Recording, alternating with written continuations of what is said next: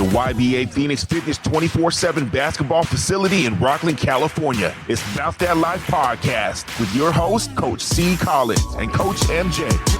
Start 3, 2, 1, let's go.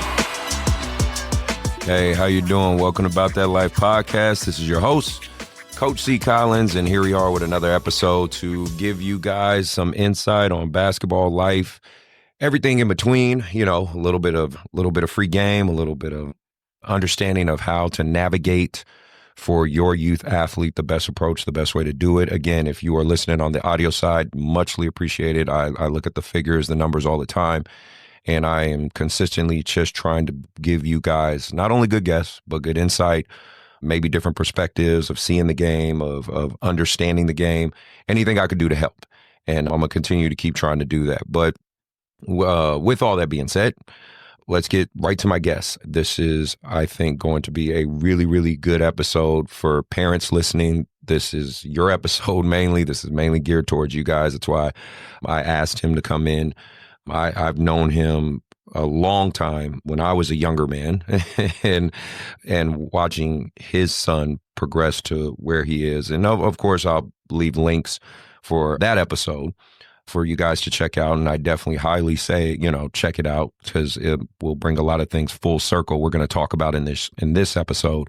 But I definitely think this is just going to be one of those podcasts that'll really hopefully give a lot of great information, a lot of nuggets of knowledge, hopefully, because as we see the game evolve, as we see AAU basketball evolve, as we see, the rules change, it's just everything. I think we can get swept up in the hype a little too much, and we got to kind of remind ourselves, or at least have people who've gone through the experience that can remind us, relax. It's going to be okay. Relax. We all want our kids to be the best version of ourselves. We always want our kids to do better than us, but I'm big on giving information out to a lot of people. But without further ado, let me introduce Jalen Wells' father, Fred Wells. Thanks for being here, man. Really appreciate it. No problem. So, happy to be here. No, this is huge, and I think, like I said, this is going to help a lot of people. First off, let me say this, obviously congratulations for your son and all his success thus far. I'm sure just as a parent, you're always, I'm a dad myself, so I know how I want my kids watching my 11-year-old being able to run with the ball in his hand makes me happy. So I can only imagine how you feel, obviously, watching your son performing on the highest stage of that basketball has to offer. And that has to be an amazing feeling. But again, thanks for just taking the time to come here. The first question straight up I want to ask you is, you've seen enough, you're still working in the community in basketball and whatnot. What are some of the good and bad that, you can say of AAU basketball, where it sits today in 2025? All right. I'm working with about 9 kids now. Mm-hmm. And with those 9 kids, we're kind of putting them through similar pathways that Jalen went through. In the there's different levels of AAU, so it's just important to understand what AAU is out there. I just had a conversation with a dad today who says they have their girl on a AAU team, it's a brand new AAU team. Mm-hmm. And this person's just putting together, and they're not really traveling or doing anything like that. Yeah. So that's important to know. What do I want for my child, right? So if you have a child who's comfortable with basketball and understands the process, then you're ready to have them compete. And when you want them to compete, do you want them to travel? And then those are the questions you start asking. Local, do we stay local or do we travel? Right. And then what kind of circuit when you travel? Yeah. There's a high level circuit and then there's in the middle. Yep.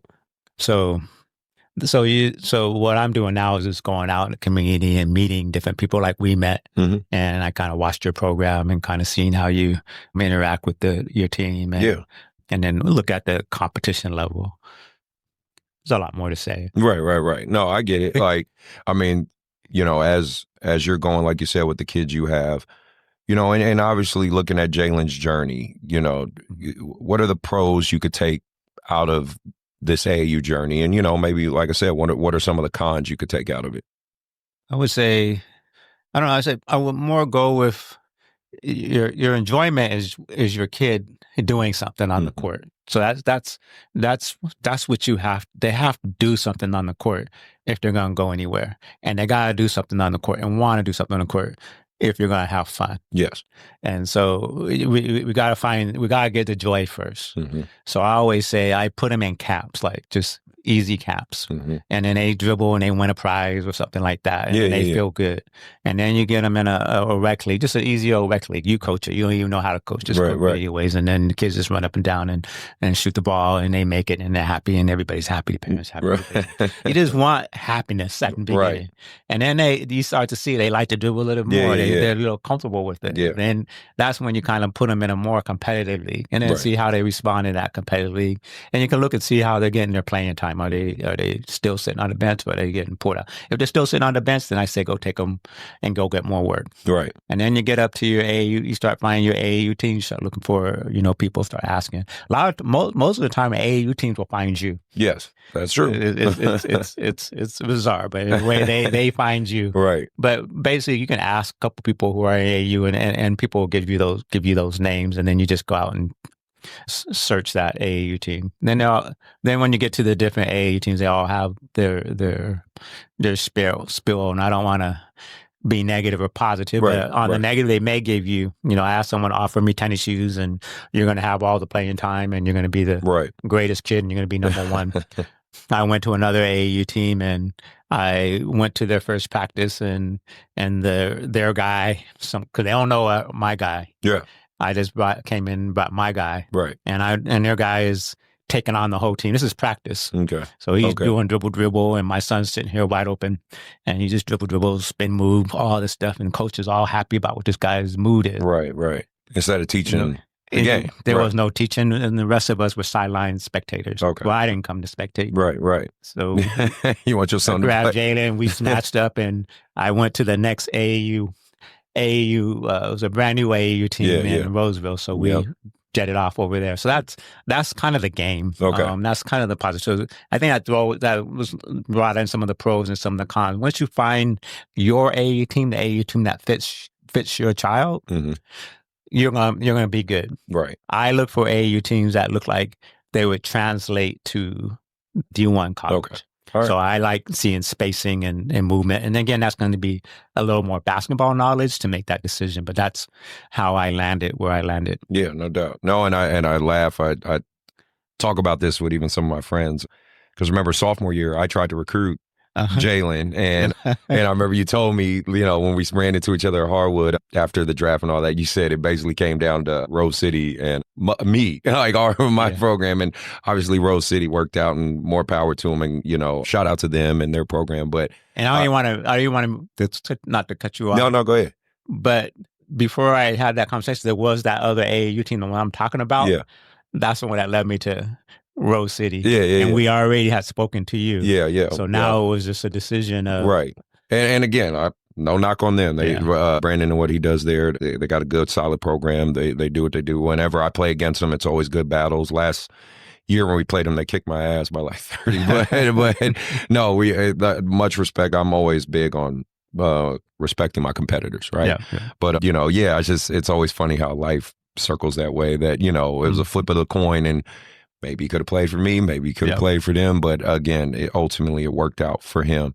But no, that's good insight, especially as a parent, like you said, finding the fit that is for your child, which is the right fit, right? And every kid has their own lane. At least that's the analogy I say. I say every kid has their own lane. Some are going to progress very fast. Some are going to, progress gradually, right? But typically everybody hits the same destination. If you, like you said, you're performing, right? Yep. If you're performing. And so I want to ask you, from the perspective of a parent, what's big for you? Is it more like game experience, practice, or training, or do you kind of need a balance of all three? Because, you know the game. And on top of that, Jalen even alluded to it in his episode. There was plenty of conversations between dad and him, plenty of car rides, plenty of like, hey man, you got to do this. And you could even see it like on your social media, the old videos of Jalen working out, and just, you could see the story, right? Yeah. So obviously there's details we might not know, but I'm just curious, now that you look at the body of work, do you look at, is your perspective is like I said, maybe a little more emphasis on training, or maybe a little more emphasis on game reps or practice time, just kind of what's your best formula that you think works to get the best out of kids? All three. Okay. There's no, the weight is important on all three. And what we did is I divided into sections. So you have your strength and conditioning, and then you have your skills training, and then you have your AAU team, rec league, whatever you're in, the game where you're going to put these other two things into practice. And so you had to win in strength and conditioning. Okay. So the competition starts right then. Right. So when you're not, until you beat everybody that's on that court or in that training, whether it's push-ups, whether it's sit-ups, whether it's, running, suicides, you have to be number one. That's what we're pushing for as parents when we're sitting here on the sideline saying, I'm bringing you here to win. So winning is already being established. Right. And then you go to your skills training. You're going to be number one. Now, whether you can be weak, but we're going to keep working on it. Right. And you're going to come back, and then you're going to be able to, if you're not shooting well from, if you're shooting corner shots or something like that, or doing left hand, right hand layups or something like that. If it doesn't look good in skills training, we're going home. Okay. Now we're going to the gym, go to 24-hour fitness or CalFit, and we're doing our workout. Okay. And then we're getting ready for practice. We're not even thinking about the game. You're right. Because you're going to come back and be best in practice. And when you work on all those skills, now you're best in practice. Why? Is because if you want playing time, you want the coach to want you on the floor. Yes. And then, but those two don't translate to success on the floor, because you also now got to be confident, understand the game, get yelled at, and all the other things that can happen when you get on the floor. Right. So that's why you put them in something successful first. You put them in a rec league, and they're better player. And building that confidence, right? That's all you want right now. You just want confidence. All you want them is not be afraid to use the two skills that you're working on. They're running up and down, and they're shooting in layups or whatever they do. And then when you see that they're playing well, now you're ready to up the game. Right. Okay. One thing we talked about before that I thought was really cool, you brought it up to me when we were talking at Hardwood, that I definitely wanted to talk about on the show, was you said, as Jalen, like in high school and college and whatnot, you very similar to like what Kobe Bryant said, you gave him a list, right? Like kind of a kill list. Like, hey, these are guys in front of you. Yeah. And you gotta outperform that. Can you talk about that a little bit, or give a little insight to that? Because I just thought that was I believe in the power of visualization, right? Of seeing your goals in front of you, writing them down, and things like that. I do have vision boards, and for the 9 kids I'm working with, I have them put out their first vision board. Yeah. What I did was just say Folsom, because all the way up to 8th grade, it's forming the guy. Yes. So I don't know when you start, but once you go to high school, if you start in high school, then obviously you're going to be behind. So you got a lot of work to do before you have success and get playing time in your high school. Yep. So, but Jalen did the work. He started in first, second grade in that area. So by the time we got to Folsom, we talked. We looked at the coach. We watched 3 games, and we went to 3 other high schools to figure out which one. We were at Country Day, and we needed to go to a high school, and a D1 high school with visibility. No doubt. So it does matter. That's going to be one of my questions too. But go on. So then we know we had to go in the summer section. So find out what spring, summer section that these high schools have, basically for their kids to get in, when they start their high school season. So we sign up for that. Jalen killed it, right? So are you going to be able to get the playing time? Yeah. When you do that. So he didn't, but we saw there were football players that were coming in. They were there. Yeah. They were the stars, right? Yeah. And so we take their spots. Yeah, that's how it works. And so that's what it is. It's like, okay, you're in your slot 11 right now, right? They got 15 kids, and you look like you're about 11. Right. And you're going to have to take each of these guys' spots. Yeah. And so that's all it was just take 10, 9, right, 8, 7. Basically work your way up. I like that. And then one gets mad and he quits. Okay. Or you just go up 2 steps. Right. Yeah, no, that's true. That's how it works. Bye. That's how that works. No, 100%. And then the next thing you know, you're on the floor. But with Wall, he'll pull you, he'll throw you right back off the floor. Yeah. So he'll snatch you off, and the goal now was how can I stay on the floor? Because even if I just miss if I run in the wrong spot, he's gonna pull me out. Ready to pull you. If I shoot too soon, he's gonna pull me out. So you gotta figure out. You gotta learn to coach, and then you gotta work with your kid. We just do what the coach says, but we need to get their spot. Right. So if you played great defense with Mike Wall, then you're on the floor. Okay.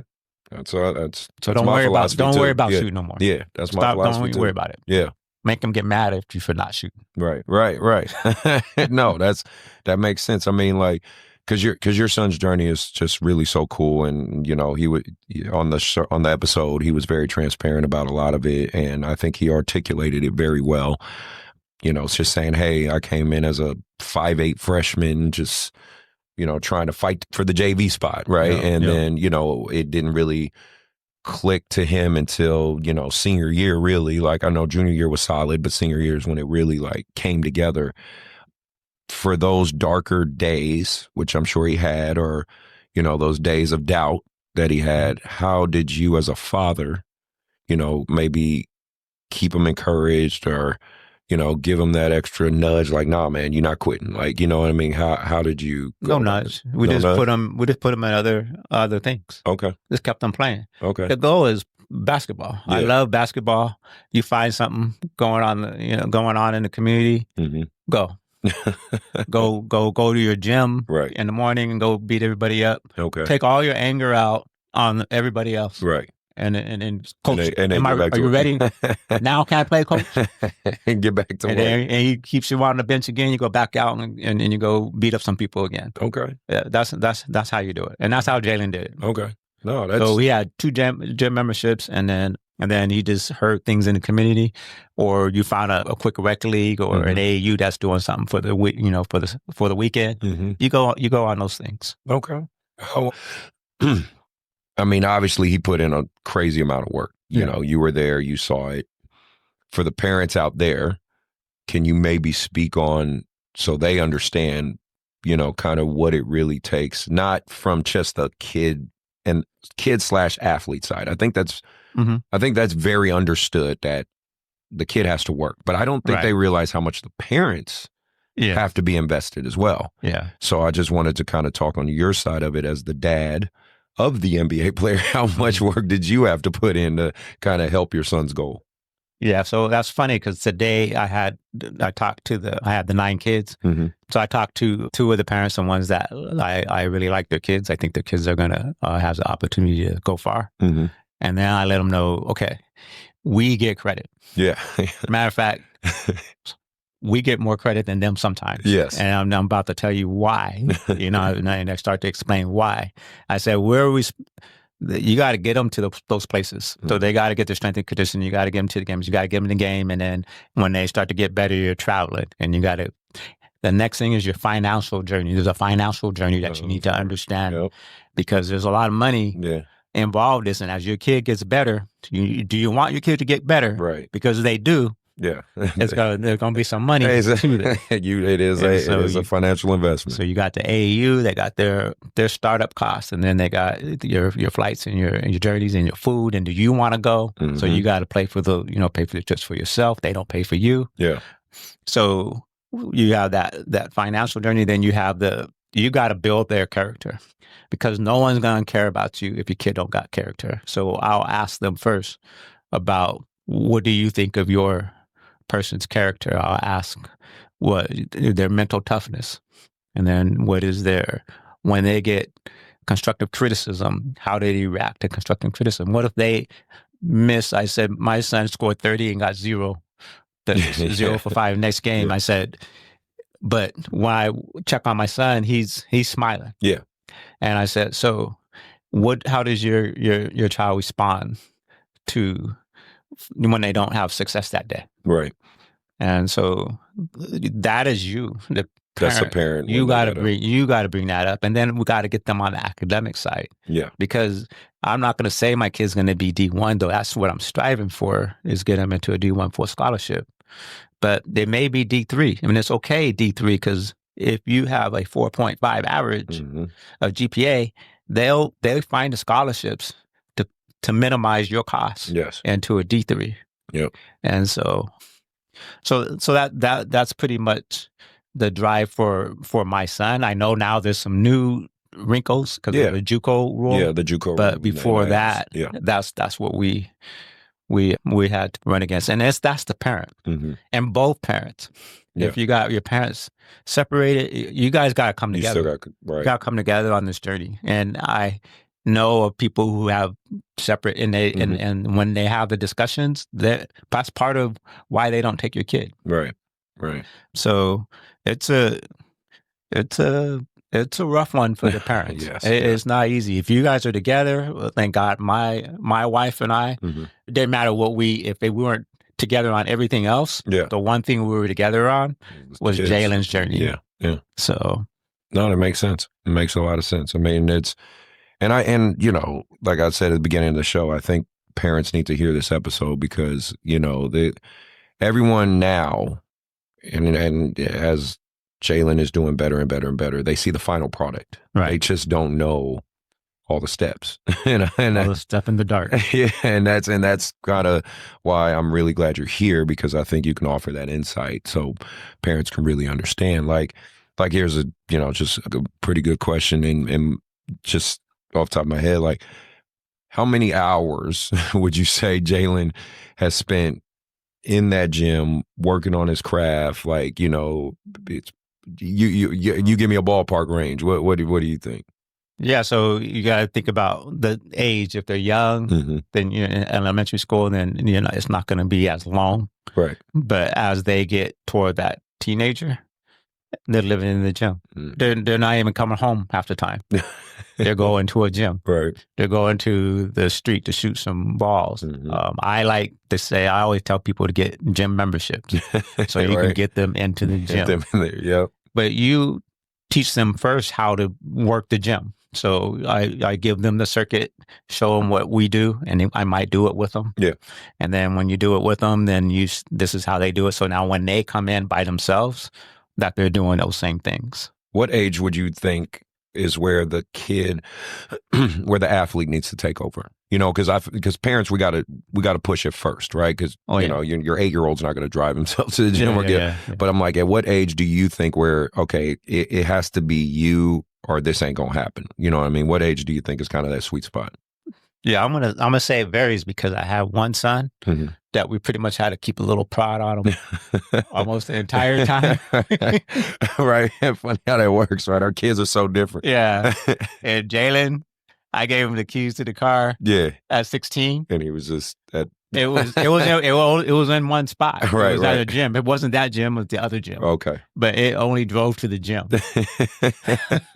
All right, fair enough. You're right. So I always say, I mean, literally 4 hours. As a matter of fact, when he was going through the process, he would come to the house and then be up at 4 to go to Lim, a strength and conditioning trainer, and then get off and come back, eat breakfast, and then he's going out with Dante, got something at noontime. Yeah. And then he comes back, eats some food, and then he's back out playing with his friends on the court. Right. And then the next time he's got another person scheduled at 7 p.m., so he's at that person at 7 p.m. So easily 5 hours, 6 hours. In like one day, putting in dedicating that craft. Yeah. Sometimes more, sometimes less. Sometimes you have to tell him to stop. But Jalen didn't stop. Yeah. I think they put spies on Jalen when they put him in a thing. They told him he has a rest on Sunday. Right. I think they had to put armed guards to keep him from leaving. But it's that mentality. Yeah. It's that work ethic like that. Yeah. That's what makes you special. That's when you know you have one. Yeah. I talk to the kids I coach about that because, for my level, like you said, you've seen kind of my progression over the years as a coach, right? And my level, the YBA Elite, the Team Rise level, I tell the kids, you guys are the group of kids that we believe want to play college ball. That's why you're here in this division. You're not doing, the bulk of YBA is kind of all those in between kids. The kids that kind of like it, maybe figuring it out, thing. But this group, my groups, are the kids that are like, no, I'm really dedicated to this. Even if they do other sports, whatever, but they're like, I'm dedicated to this.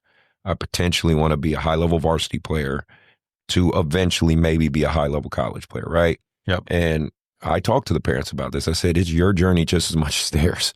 And if you're not willing to accept that and put in the work for it, it's not going to happen. It's just not, of course there's anomalies. There's always exceptions. You can find some one random kid who figured it out on his own, but let's be honest, that's just not very common, right?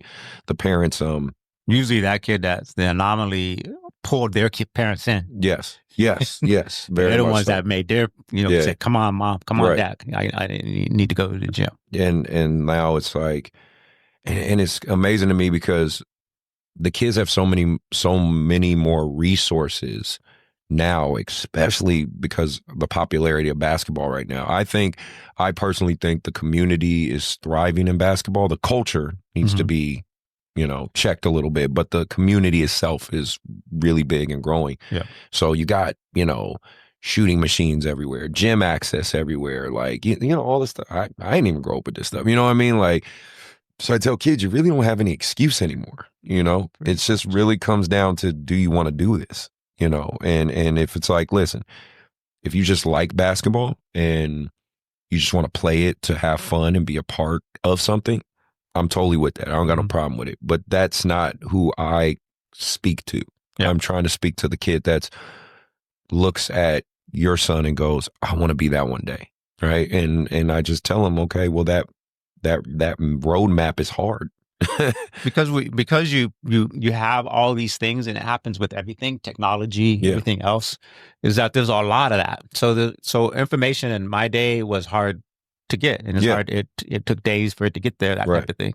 But today you have 1,000 information, but you still have to understand that you're still human, and your blood still flows the same way, and you're not any faster. Yeah. And then the other thing is that everybody tells me they have like 1,000 things. I'm going to do this. I'm going to do this. I'm going to go run over here. I'm going to go do this. So when I hear you all over the place, I call that chasing rabbits. Yeah. That means you're chasing like 22 rabbits. If you're chasing more than one rabbit, you're not going to catch it. Yes. So you need to focus. And so it's really teaching people how to focus now. It's not there. You don't have to, it's not automatic. No. And so, because we only had one place to go, or you only had this place to go. Now you have everything, and everyone's calling you up. Right. Everyone's telling you they got the best. Everyone's telling you they suck.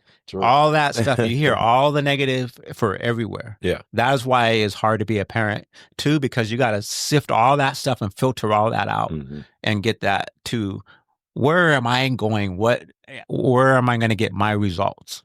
The kids got to learn the same thing. You got to, not only you got to sift through this stuff, but you got to get your kids to learn how to focus. And so it's an intentional thing to work on focus. And then the life is full of distractions. For me, for all of us. Yeah. I mean, if you're trying to lose weight, well, you always find an excuse not to lose weight. Yes. I mean, it's lots of food. And you could call it up and it comes. Now, you know exactly. You only got to leave the house to get the food. You're right, 100%. So it's taking out. It's being a gigantic filter and filtering that you have to see. That's why I have the vision board, because I want you to see where you're going. And when you see where you're going, now let's just build that. Okay. And then that's our focus. Okay. With a kid, same thing. They have an academic lane, and they have the workout lane, the skills training, the conditioning, and then playing the game. Yeah. And we got the financial lane. Right. That's and how we build all that financial lane and build that his character. And then we got to teach him how to focus. Yeah. Yeah. And I didn't take the cell phone away. Right. I didn't take his stuff away. He's got to learn. He's got to learn to do that. If you ever have a chance to get Netflix or whatever you want by yourself, and that happens, you're gonna go away. When they go to college, you're not there to hold their hand. Yes. And so, are they gonna take that extra time to go to the gym? No, they're gonna go hang out with their friends. Mm-hmm. So that the focus when my son was going to high school, getting ready to go to college, it was all there. Yeah. I didn't have to worry what happened once he got to Sonoma. Yeah. And so it's an intentional work. It's hard for me. I have to learn how to focus myself. Yeah. And then I got to teach my child how to focus. And then we don't chase 1,000 rabbits. We need to chase one. And we need to build that lane. Well, shit, that rabbit worked out for him. Shit. We put NBA on the map, on the visual thing, right, and had that thing circled. But we didn't put NBA. We put Rookie of the Year. Rookie of the Year, so, really? Because if you get to your journey, that's not success. No, because if you don't perform, you're out. Yeah, the next day. That's NBA basketball. You're right. And you went to D1 and you're not playing. Yeah. And then your scholarship is gone in the next quarter or when the semester's over. Yeah. So you can't see that as your end game. So you have to put the end game beyond your actual goal. Okay. So we already put Rookie of the Year. Wow. That's crazy. Yeah. Now that's cool. And so really cool. that puts you a year into your first contract. Yeah. That is amazing. No, that's good. See, that's what I said. People need to hear this. They need to hear this. I mean,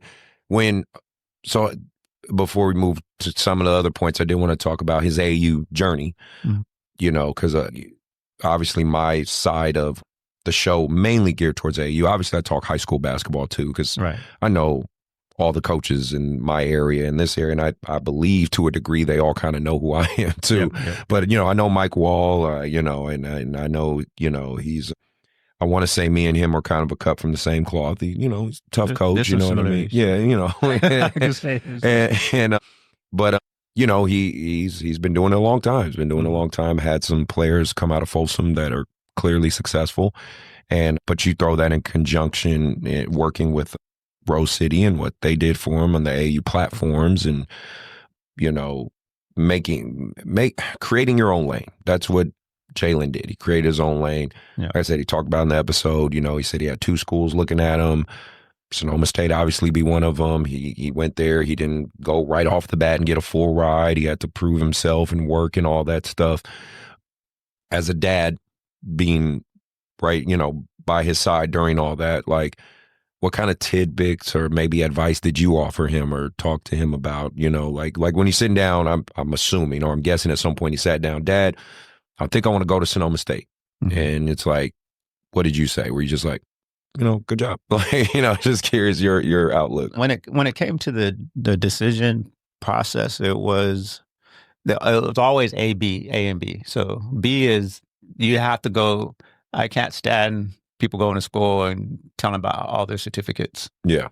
That drives me crazy. I mean, I don't care about your certificate. I want to know what you're doing. Yes. And this is a certificate behind me. Perfect. Good. But that's not it. Right. The certificate. When we choose our school, we're going to learn business. Mm-hmm. That's the choice he made. There was going to be an A and a B because we don't know what's going to happen. Your dream is that. My dream is that you have something when you come out of college. That was it. Mm-hmm.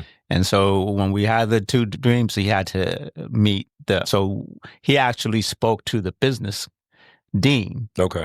To make sure that he was going to be supported in that. He was interviewing them. Right. Because we already knew Sonoma wanted him. Mm-hmm. So now is this college good for my B choice? Because that's you want to make sure your son is right, educated and equipped to be a functioning good member of society. No, I know what you mean. Yeah, because if his career stopped, the goal was college. Yes. For me. Yeah. That's where you got my buy-in. Yeah. And so you're in college now. I want a degree. Yeah. Right?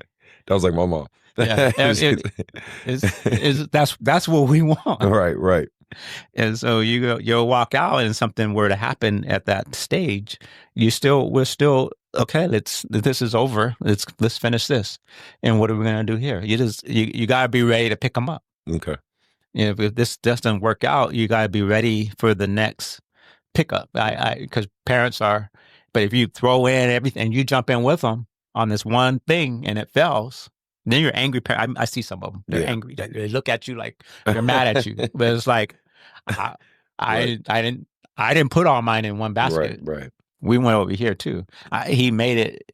He had his success, but that's. Don't cry. So yeah, I would definitely say have a good strong a plan B. When he decided to do the transfer portal, right? Mm-hmm. Walk me through that. He so I'm sure he called you or talked to you and, said, hey, Dad, I'm thinking of doing this. What was your immediate reaction? When it came to the transfer portal, sorry. No, you're good. I made a deal. When you go to, okay, now you went to Sonoma State. If you're not number one at Sonoma State, you're not ready for D1. 100%. Yeah. So, and he was number one. You can see his discussion. You see how we have these conversations because this is it. So what I told him he had to do was take that Sonoma team has to make the playoffs before you can consider transfer. Mm-hmm. This team was ranked number 10. Mm-hmm. There was no hope. Even when I said it, it almost sounded like no hope. But I told him that your team has to make it to the champ. And by God, I'm like, they're playing to get into the league. And I'm like, they're in. This guy did it. He said, hey, it sounds like you challenge him and he meets the challenge. And when it was done, it's like, all right, go tell your coach. Yeah. And then he called his coach, set up a lunch date, and coach was very supportive. That's good. That's really cool. He said he already knew after. I think he scored 38 points with the D1 league that we're not going to be able to keep his But it is cool that, like what you just said there, that the coach there was supportive of that action because some coaches obviously. So to this day, you figure that the only score he really cared that really matters to him was what happened at Sonoma State. They would think it was the best part of his journey. Okay. It seems like D2, how could you like to? No, that was the best part of his journey. That's Matter of fact, when you went to the game on the Kings game, mm-hmm. it was his people from Sonoma. They were there. That were there, and that's who he hung out with. Man, that's so cool. That is so cool. Yeah. And then so now he's at the D1, obviously having that good season because again, you're watching this, and I can only imagine what it's like watching that journey. And then doing really well, and now he's looking like, hey, I got a shot to maybe make it to the league. You know what I mean? Like, did you guys talk about that a little bit at any point, or was it just kind of like? I'm gonna say pretty soon Jalen started, I think, disconnecting. Really? He's not letting me. You're starting to see because he's also look at his age. Yeah, and yeah, so He's a young man. You created a man. And you have a man now. He's a young man. This is not I'm dad, but I'm a man. And so you have that, right? And so he's earning his. He's doing his own steps. He's starting to make his own decision. When we went through all when all the schools were calling, millions of them, he just handled it all, and then he sat down and gave us the ones that he wants us to sit down with. Okay. We just pretty much turned that over now. Okay. And he did a phenomenal job. He was on it. Yeah. So once he got to Washington State, he started doing well. Again, we drew the seats that you need to take. Right. But the kill list. Thank you, Dennis Rodman's kid. What's his name? Oh, I know you're talking about. But thank you, the Vanderbilt kid that went to Vanderbilt. Thank you.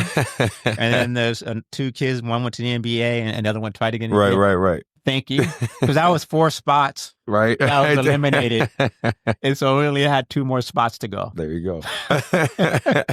See, that's divine intervention right there. So all he had to do now is perform. Right. But coach showed us the metrics on what they need to do to get the playing time. Okay. And so I just called him up and asked him, so are you meeting these metrics? And he says, yeah, I was number 1 here, number 2 here, number 2. We kept staying at number 2 on shooting. There was another guy that took his shooting, but all the other metrics, he was on top. Yeah. And so it was just a matter of time. I already knew that at one point he's going to get put on the court and stay on the court. Wow. And so that was pretty much the the journey.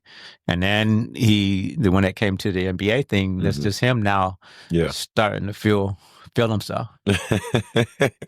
When you saw that, or like, walk me through draft night or whatever, what I'll say is that there's the other thing that you have to start thinking about is your NBA agent. That's your next challenge. So I had a good guy, and he was pretty much like an NIL agent because he was early. And so he kind of helped navigate us through all of this. And then there was a time that I had a rule of 3. Okay. Where I have to talk to 3 different people. Okay. I almost broke that rule and went with this guy. Yeah. And now I still like this guy, but he was new. He was beginning his his brand and his business. His brand and his business, and I hope he's doing well. Yeah. And so someone else kept telling me about this other guy, so I listened to this other one. I didn't like. I mean, I don't like when you sell me stuff. Okay. We're going to give you the Nike contract. I don't like that. Yeah. Well, I only care about one thing. He just needs to be on the team. Right. Yeah, that's true. Right. And I had another rule is you never chase money. So that was why we were at Washington. That's why we end up we don't chase money. Mm-hmm. It's what's best for your child. Okay. And when I watch people chase money and they fail often. Right. And so I never say that. Never chase money. Never chase money. Money will find you. Mm-hmm. I'm going to say that 1,000 times to everybody out there. Money will find you. If you have something, money will find you. So once I think I kind of lost it. Oh no, you're saying once you got an agent, once you were looking through so your it was agents. getting the agent. And then when we found the agent, we had the third agent. Mm-hmm. When we went there, our eyes just met. Me and Jalen's eyes met. We knew this was the one. Like this, the guy. Yeah. Okay. Excellent presentation, beautiful thing, but they just seemed genuine. Mm-hmm. And it wasn't. The other one we didn't take, not because I just didn't think they were going to be experienced enough to take a guy that nobody knows. Mm-hmm. Jalen Wells, no one knew him. Still at this point, yeah, no, not a single GM seemed to know who he was. Yeah, he was an unknown. And no doubt. So we needed someone who can do more than that. And I like that they had a lawyer on their staff, and that so the draft process. Yeah. With that guy. How was that draft process? I'm pretty sure it's obviously a lot of paperwork, a lot of negotiating, but ultimately, like I said, it led up to that night, and his name got called and whatnot. Like because like I said, his episode, we talked about how he felt and whatnot, and he kind of told us how it all went down, how they like rushed you guys, and they were like, we got to hurry up and get here. But when you heard your son's name, and I'm sure you had a wave of emotions, but is there anything distinct that you can recollect from that night when you heard his name? No, I would say as a father, I see further down the line. I can't see the name yet. Okay. I'm going to say that. So okay. I felt good. Mm-hmm. We're here. Yeah. But I know my journey once I became a manager, a leader, that was the work was really, that's where the pressure and everything to perform was for real. So everything that you did, and so you're just happy, just feeling happy about making it. And I think that was it. I wasn't done yet. Yeah. You're just like, okay. I wasn't done being happy. No, man, that's I mean, no, you're right. Like, I mean, that's the type of real talk people need to hear. Like, especially like I said, with your insight, because I do think because you have a knowledge of the game, you're not a dad that like doesn't know basketball. That's basically what I'm saying. You know the game, you coach the game, you teach the game, you love the game, right? And I think people need to hear that side, Yeah. And like I said, I hope something like that. Like I said, my kids are young, but hopefully I'm hoping for something like that for my son one day. And to be just on a side note, because me and Tiffany go way back and all that, but all your kids are all your kids are. She's a thug. Yeah. Like all your kids are like honestly really successful, really good people. You know what I mean? And you know, me being a younger black dad and sitting here with you, I'm hoping I can do and the equivalent of that myself, you know what I mean? And I got 3 kids. I'm figuring it out every day, but that's what it is, figuring it out. Yeah, but no, like I'm just the only thing I'm gonna say is you keep each kid individual. Yeah. Don't lump the kids. I tried to. They have their own journey. Because funny enough, like I have 1 daughter, 2 sons. So it's like I'm figuring it out every day myself. So no, it's just really cool to sit down even from my side of it and really like learning and absorbing, hearing from you. And, I just hope I do right. What happens is you'll know is when they believe in themselves. Jalen jumped into the draft. The plan was that he was going to do another year in college. That was my plan. That was me and we already were planning on trying to figure out, is he going to go back to Washington or is he going to go these other 3 offers? But we're going to sit and stand and have our little all-around outfit on and just enjoy the whole the college atmosphere. Obviously, then I get a phone call. Dad, I think I'm going to the league. I'm going into the league, and it was near the NIL. Deadline was like, okay. All right. And then he used all his words against me. Those are all my own words I heard. And I said, all right. You're like, damn, I can't argue with this. Honey, he's going into the NBA. How does mom feel about that? Like, was she kind of like, okay, let's see what happens? She just kind of rides with it. But, we both planned college. Yeah. We were in college. We didn't know which one it was going to be. Right. Right. But we were going to go to college. Right. And so he too, she just like, but Jalen has done it each time. And so she too, it's like, okay, let's see what happens. He's clearly surpassed expectations. So, and then one last question before we move on.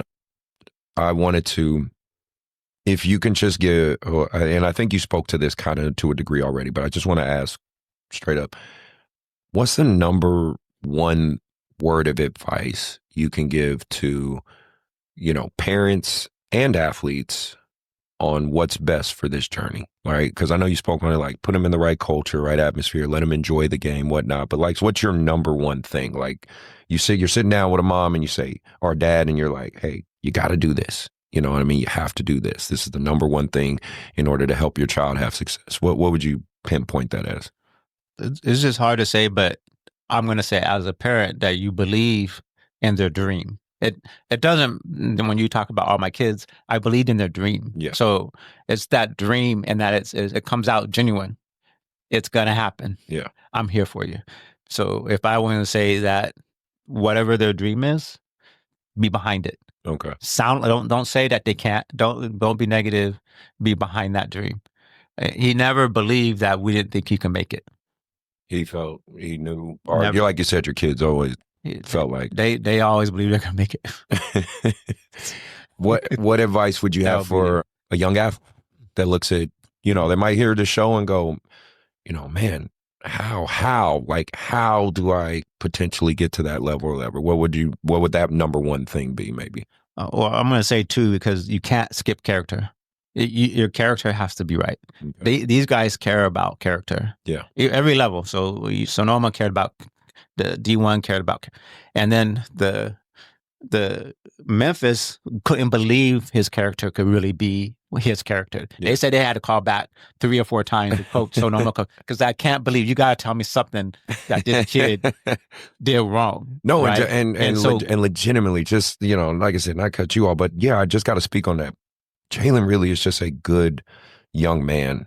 Period. You know what I mean? And I just I want to advocate for that for anyone who's listening. Like it ain't fake. It ain't no front. This kid is just a really good kid who just loves hoop.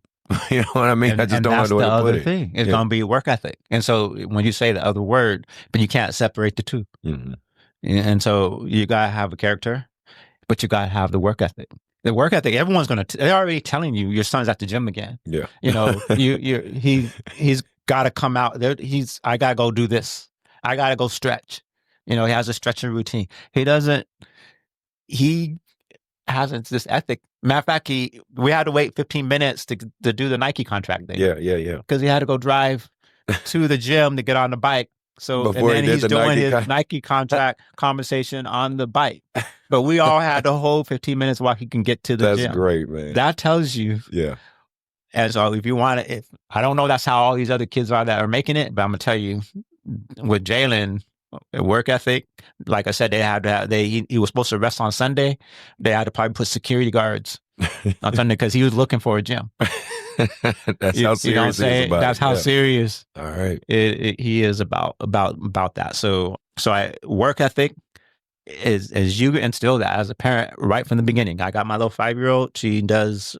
I taught her how to cut her waffles and how to cook, crack eggs, and her chore is to put the utensils away from the dishwasher after the dishwasher's done. Yeah. And that's her job. Right. And even if she was up late after she came back from the Golden State game. Oh, nice. And she was here, there was utensils. She had to go put them away.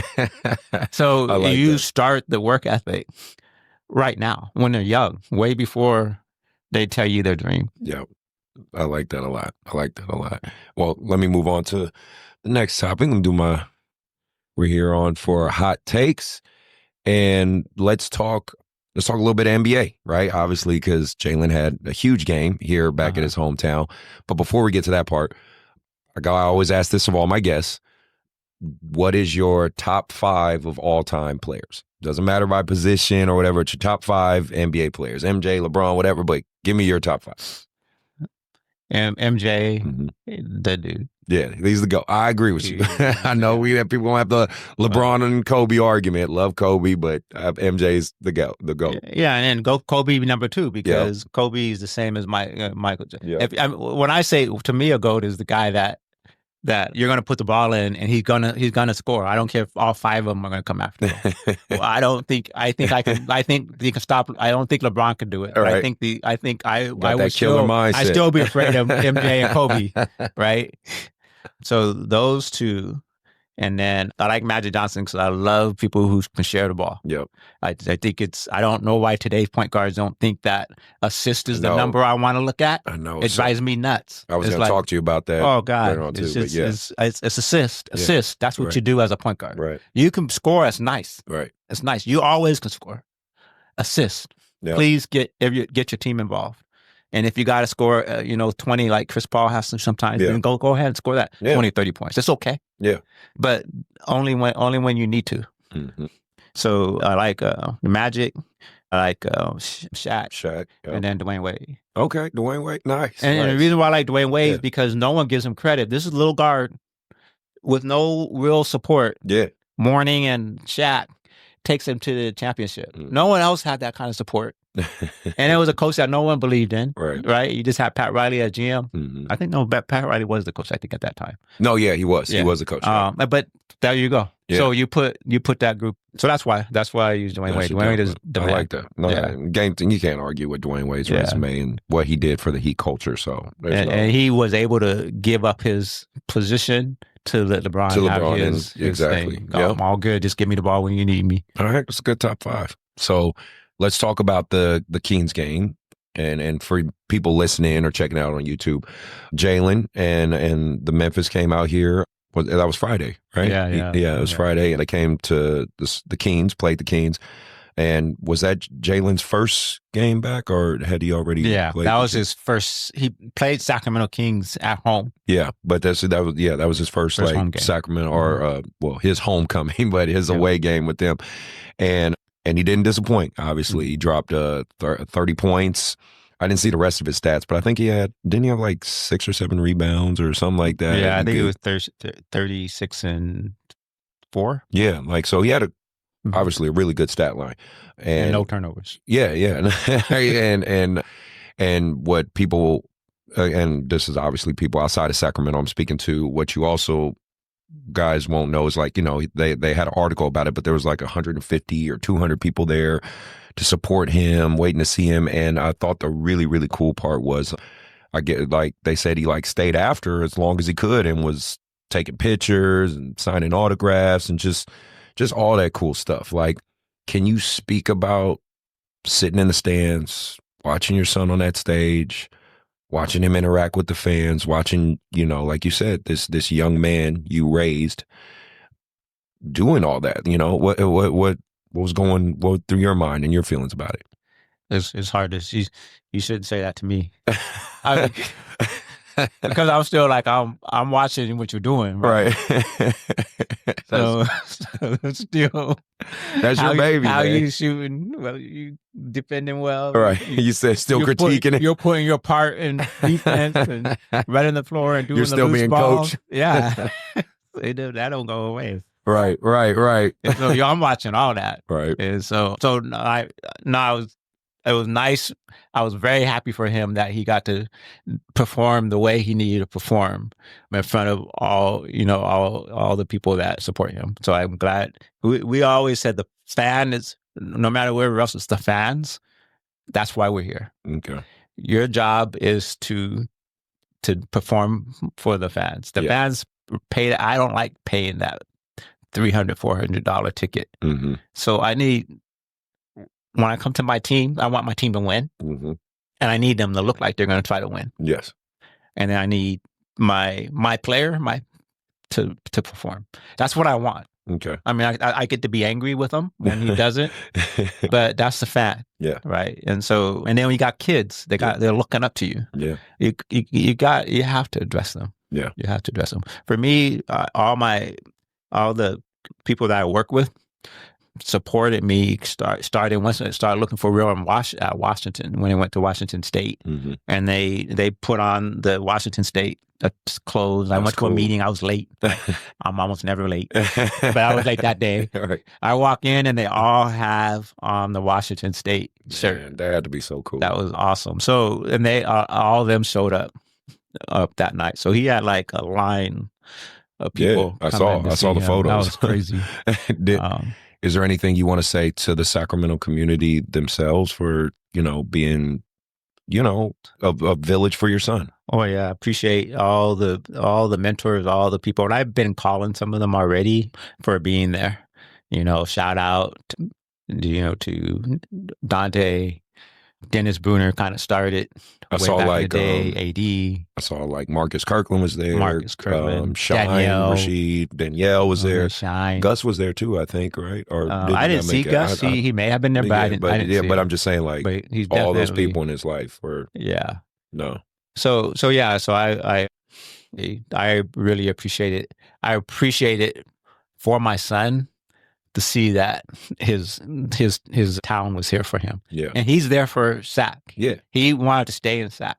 I know. He didn't want to go out somewhere else to put a name. He wanted SAC to have the product that came out of SAC to represent them. So, and then they showed up for him. So that was what I liked most about the whole thing. And that was going to be my next question. What prompted you guys? I talked to Jalen on his episode about it. What prompted you guys to want to stay with a Sacramento-based, AAU program, right? Because I when we talked, I said I'm sure the Soldiers approached you, the Team Lillards, and let's be real, they got big stages, they got free gear, everything's free, it's paid for, like they do have those options. Can't knock it. Like I wish. That's what I'm fighting for. I want something like that for my program, obviously, because as good as I think of a job we do here, the reality is this is funded by the parents and the community, right? And I would love to have a contract from a shoe company and pay for all these kids. I'm just not at that spot. And for you as a dad who probably had options like that for your son, something clearly told you guys, you know what? Nah, let's stay in SAC and let's put, let's stay home, right? Yeah. Can you speak to that a little bit, or that process? I could say a little bit, because since it's AAU, I watched some of the people go down the AAU path, And then they go to the stage. You know how you have the stage if you're the AAU team where everybody circles you. Yeah. And then I watch those parents make the choice to go to those AAU teams, and I see them sitting. They're sitting the whole time. They spent this money. They drove all the way to the Bay Area for practice. Yep. And they went to LA, wherever they were. Yeah. And then they're sitting on the big stage. My son to next court. Right. Playing whatever. He wasn't the special team. The cameras weren't on there. Right. But he's having fun playing basketball. He's having fun. So I would say that was really important, right? And then remind me the question. Oh, sorry. Just what kept you wanting to stay? Oh, and then it was just Sack, the players. I mean, I see all these people as mentor. I see you as a mentor, so I see Danielle and her special touch and everything she does. Yep. I really, really appreciate. I'm getting her on the show too. Yeah. Eventually. Oh my gosh. She's a good one. But everything that's happened for her, she deserves it because she's genuine about the game. Dante is just there for Jay. Call him up, always there. Goes to the games. That's special. Yeah. Charles Kidd has pushed him. He's he's a strength conditioning guy. There's old school boxing, old school weights, right, old school bicycle. But he just keeps the kids motivated, strong, and believe in them because they also push what I said. You gotta help them believe in themselves and believe that they're gonna meet that goal. None of them say all these people were behind. He's going to be there. Yeah, he's going to the NBA. He didn't get any negative vibes from. That's great. From these mentors, Ankrum, at a Country Day, he was there. So Mike Wall was a phenomenal speaker for when the coaches started calling. But when you earn shooting time and you get a green light from Mike Wall, you're special. You know what I'm saying? Right. No, I know. And he was wonderful, and he went to bat and he was the athlete of the year. At that school, which is very rare for a basketball player. If anyone got it, I don't know. Yeah. But Sacramento did this, right? And so you can go to LA. Everyone's going to LA or the Bay. Yeah. Right. And so you got to be on Oakland Soldiers or all that. I wanted a whole new. I wanted him to have something. You take because the coaches were great. Yes. And so when you saw Brandon and Brandon and Brendan running sets and their tryouts, that looked like a pro tryout. Yeah. And so when I saw that, it's like we can create our own brand right here. And all we got to do, all Rose City has to do is have some success, right? Yes. I speak on that a lot. It's amazing. So you stop following people. I love that you said that. You do not need to follow. You take your brand. If YBA is nothing right now, you can come to YBA and say, I'm going to take YBA and I'm going to take them to the top. I got to believe in that. Yeah. And then they're from SAC. Yeah. And so YBA represents SAC. Let's get YBA on the map. You say those words. Yeah. We'll put Memphis on the map. Right. I mean, that's what I'm saying. Yeah. No, 100%. I don't know what can happen, but that's the belief. I'm going to Memphis to put them on the map. Yeah. Who knows? They've never won a national championship. I mean, the NBA championship. Let's do that. Right. And you be the guy. I like that. No, because I've had plenty of debates with different people on the show, especially Marcus Kirkland. Man, that's my boy. That's my guy. But we debate all the time about this. Because I believe just like you. I say, man, like, why create your own lane? Like, this is the thing. I'm like, the coaches here, the people here, we're invested in the kid. It's not just being invested in his ability. And again, no knock. This isn't, a knock on what the Team Lillards, the Jalen Green elites, the Soldiers do, all that. They have a solid product, clearly. Right. But it's like, the reality is, and they know I said it to their face, I said it on an episode, they do have a quota they have a standard they have to be at, right? And sometimes because they have to be at that standard, unfortunately, it can hinder your kid's success, right? As opposed to going to a YBA, Control Chaos, Rose City, these local programs that literally watch your kids grow up, that truly like want to know who they are, who their parents are, things like that, and help them succeed. That's all. You could be a great kid on Oakland Soldiers, because Jalen did some time in Oakland Soldiers, but there was politics behind it too. Yes. So the millionaire dad kept putting his son, they had shared the same spot, but put his son into the spot.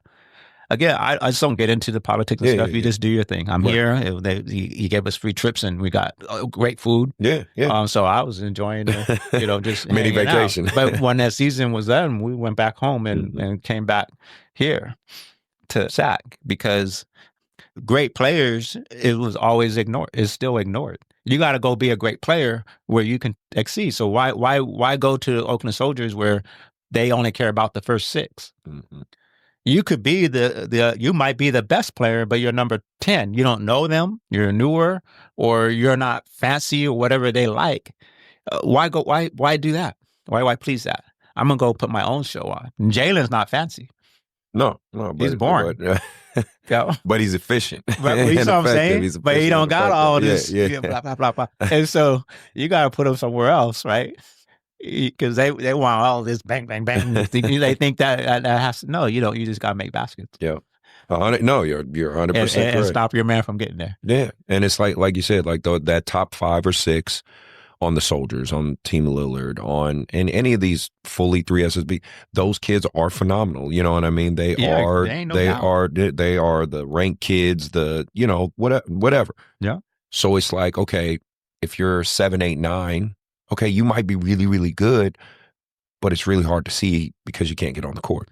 I don't care if you're getting 12 minutes on the court, they don't see you. Mm-hmm. You're not getting what you need. Right. And it's not even getting you better. Right. And so you just need to go get triple team somewhere else. You know what I mean? I'm saying? Right. You're not going to triple team usually those teams. We can go to the competition level, but just go get triple team and figure out how to score, how to get other people to score. No, that makes a lot of sense with the ever changing landscape of college and basketball in general. Obviously, it's a worldwide sport at this point. I think we're second to soccer, right? Yeah. But with college now, I with NIL, the transfer portal, and now with the new junior college rule, with now you can do 2 years. Well, at least they've approved it for this year. I don't want to jump the gun too much, but they've approved it for this year that you can play junior college and still retain all your years for the university level. With all these changes in the basketball system, I personally think the end game is college athletes, and this is the special ones, the ones that are going to get paid, basically, the NIL stuff. I think collegiate athletes are going to be now classified as professional athlete students, as opposed to what it used to be student athletes. It's going to be professional athlete students. Just from your perspective, do you overall see a lot of these changes as good, or do you kind of, be a little cautious for them? I'm just curious your outlook of all this. I live in the world of change. I was the ER nurse, and things always change. Yeah. And your politics change, your politicians change, everybody changes, leaders change. So there's always change. And so I always start from me. I don't start from what they're doing. Yeah. I don't care about what they're doing. Okay. I don't have control over it. And if I want to have control, then I put on my suit and do the stuff to get there so I can have control. But I don't. Okay. I'm down here. Right. I have a kid. I'm a dad. Yeah. We're going to have success. Mm-hmm. You want to be in the NBA? So let's go. Okay. And so I have a rule. You don't chase money. You don't chase money. We're going to go down the path that's going to get you success. Look how they play on the NBA. See how they move.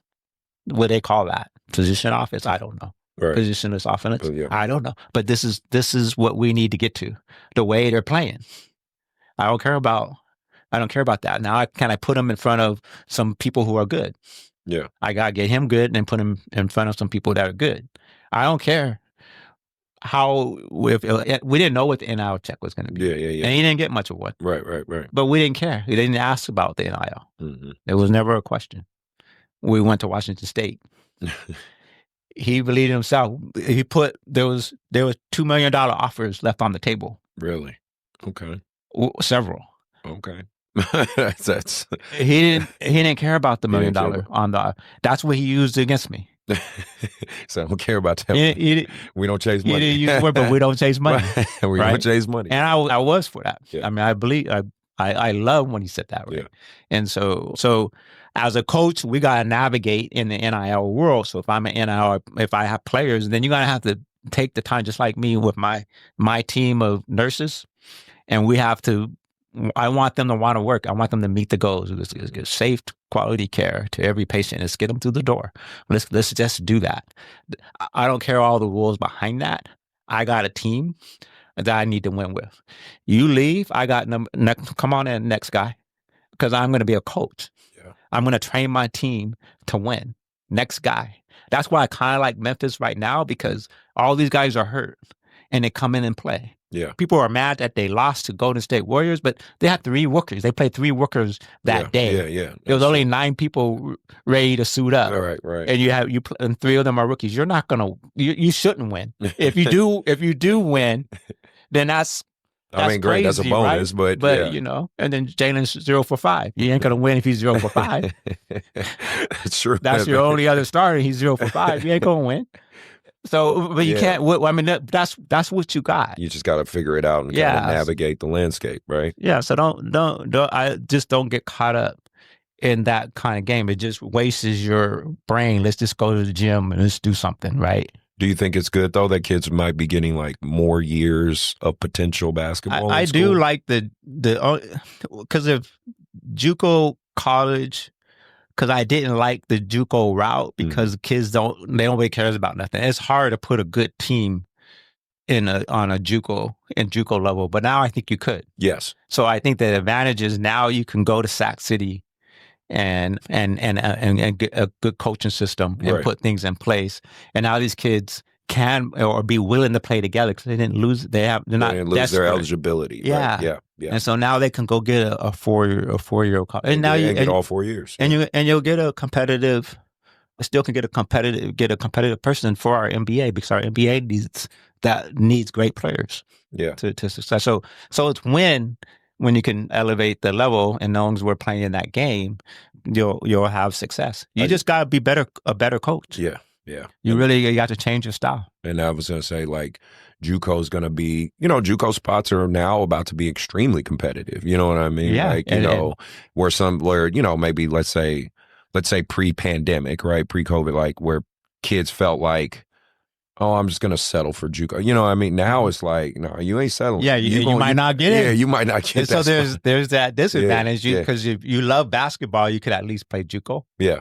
Now, if you love basketball, that's not there for you no more. Yeah, I don't even know what's going to be there for you. Right. That's the negative side. Is your basketball career might be done at high school. Yeah, and that's what I try to inform my kids of and keep them up to date with all that stuff. You know what I mean? I want to do a video reaction real quick. Joe, can you pull up some of Jay's highlights? I want you to kind of look at your son playing and walk my audience through it.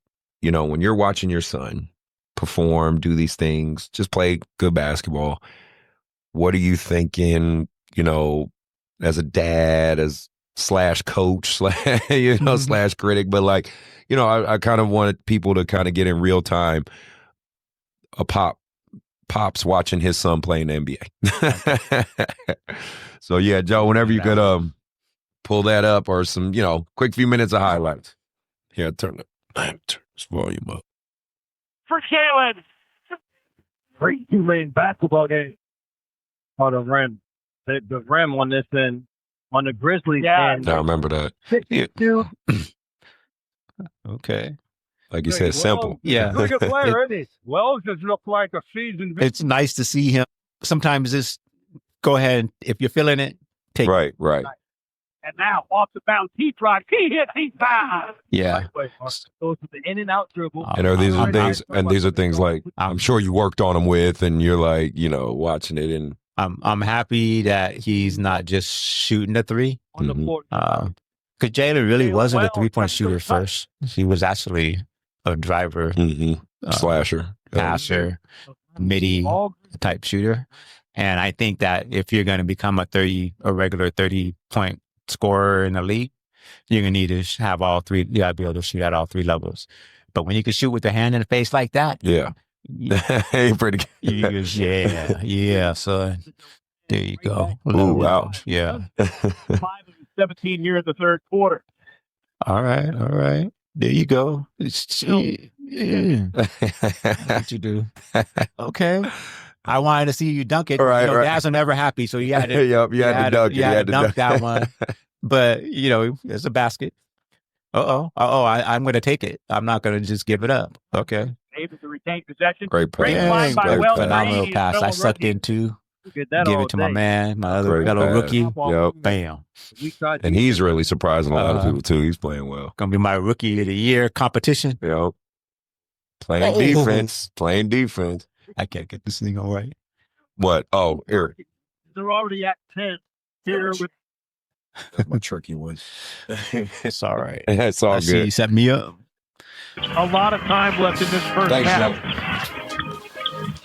14 assists. No, I like that. For mid-range. The spin around, Yeah. step back. And you heard on the episode when he said it got, like made him mad that they were like he couldn't play defense in college. Oh, yeah, and he was yeah. like, I played defense. What are you talking about? I was laughing because you couldn't stay on the floor. Wall, you didn't play defense. He continues. Yeah, he has a Great pass. that Out in the lane, step great back, line the by passing. Jalen Wells. Grizzlies distributed. And is it like when you're watching this, is it like it's bringing back memories of stuff too, where it's like, oh, I remember him doing that when he was little, and Yep. And you can see the little drills that Yeah. you bring up. Nate and yeah, all those guys are Dante are teaching them. You can see it utilized right here in the game. All right, get those easy too. he dunked at that time for you. Yep. Reed Williams. Wells. Edie, weak side rebound. Edie, Oh, nah. There you go. I do want him a couple more. Yeah. See, that's probably what you see. Oh, okay. What am I going to do? Hey, you made it work. You made it work. All right. Figuring it out. Oh, okay. Big body. I've been to the gym. Now I know my spin up. That's that weight room. Yep. Whoa. Yep. I still think it was crazy. Like even when I saw him, because watching his growth spurts. Yeah. It's just so crazy. It's like, man, like Remember, he started with the Lakers as a Yeah, player and talked about how, as you see a bucket there and a foul by Wells, he really Strother into the game for the first time tonight. Nice inbound play. So usually they do this on the baseline through the Great play. and they set up their Nice. up step down. And they set up play up similar to that last game, this last they did. basket, Yeah. like that. Pippen. All right. Cut. Nicely done. It's one of the things that I just talked about at shoot And that's what I wish he would do more. Yeah. I'm You not back cutting. in. Jalen Wells Great back in. pass. Clark. Richard get him. I'm a ball movement fan. Yeah, with Jalen, we on the teams that we put him in where he was more dominant, it was the game was getting everybody this. Getting everybody So involved. this person did score. Now we're going to figure out how to get this person point. So it was Yeah. just a game. Yeah. We put another game in a game. Right. That's good. That is That good. doesn't work. Picked up his 11th double And double. the truth is, he doesn't care about his stats, and he doesn't Yeah. care. He's not worried about being rookie of the year or not. He's just Focused on the goal, right? don't chase the money. Yeah. Just, Halfway through just the second. play Love your that. best. Don't chase the money. Osama keeps that. Play your best, and you'll Wells just drive. be where they put you Yeah. in the data sheet, right? Yeah. Yep. 13 Pistons turnovers. Because you see Pippen so going many people downhill, try so feeding hard. Wells, cutting back door. Well, people love let's be real, people love what comes with Yeah. being an NBA player and all that stuff. But like you said, your son he loves the game. Yeah. That's the difference. He loves the He game. loves the game. He loves winning ahead Yeah. of stats. Yeah. They look without Nick Claxton. But he is proud of himself when he does. That's those things. Right. And he should be, as he should be. Or Grizzlies Laravia on the deck against Buzella, steps through. Bucket. I love when they do that extra pass.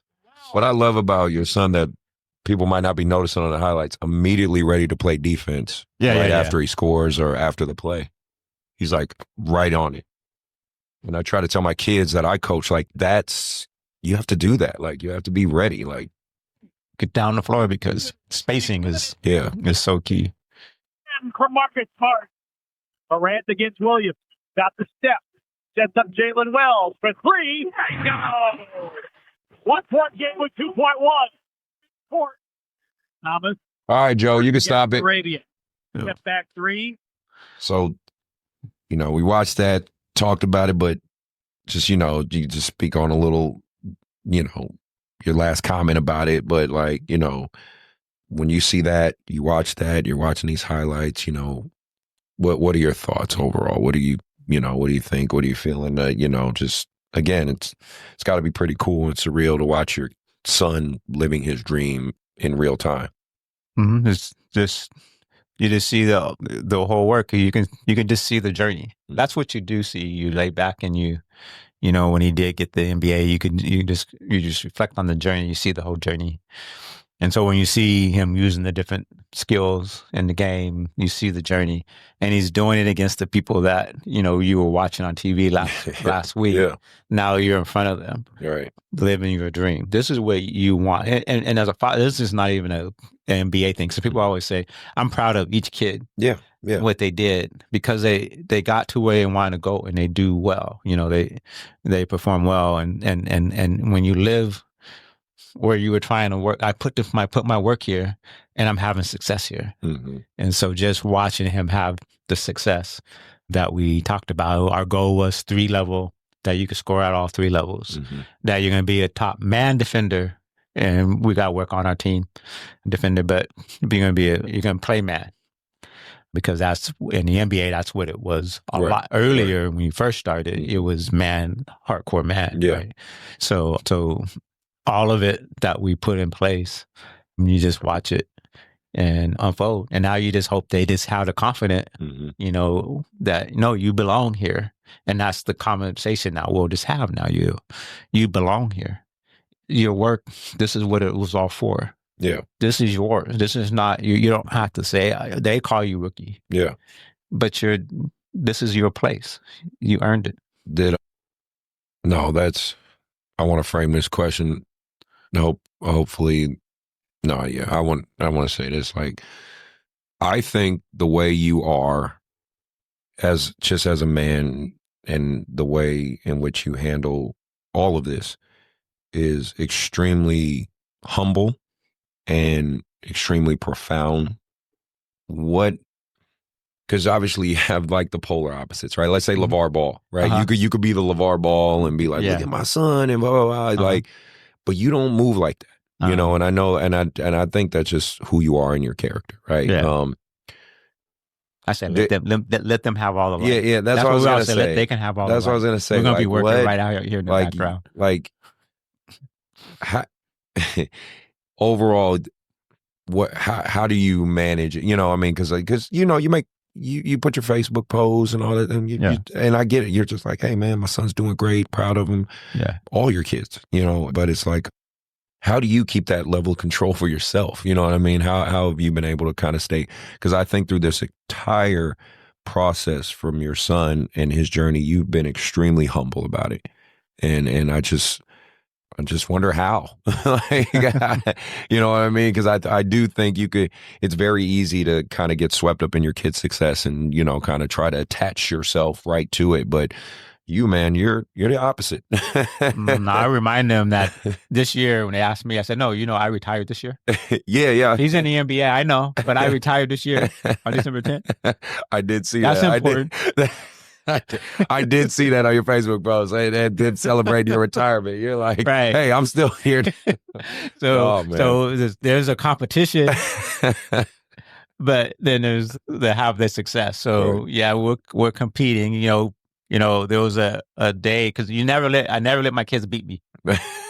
And one day he was injured, and so I took a chance. I said, hey, if you can beat me in this 100-yard we'll run 100 yards. If you can beat me, then you can go back and work out. Okay. And then he lost. Oh. And I said, I'm 50 something. Right. I just beat you.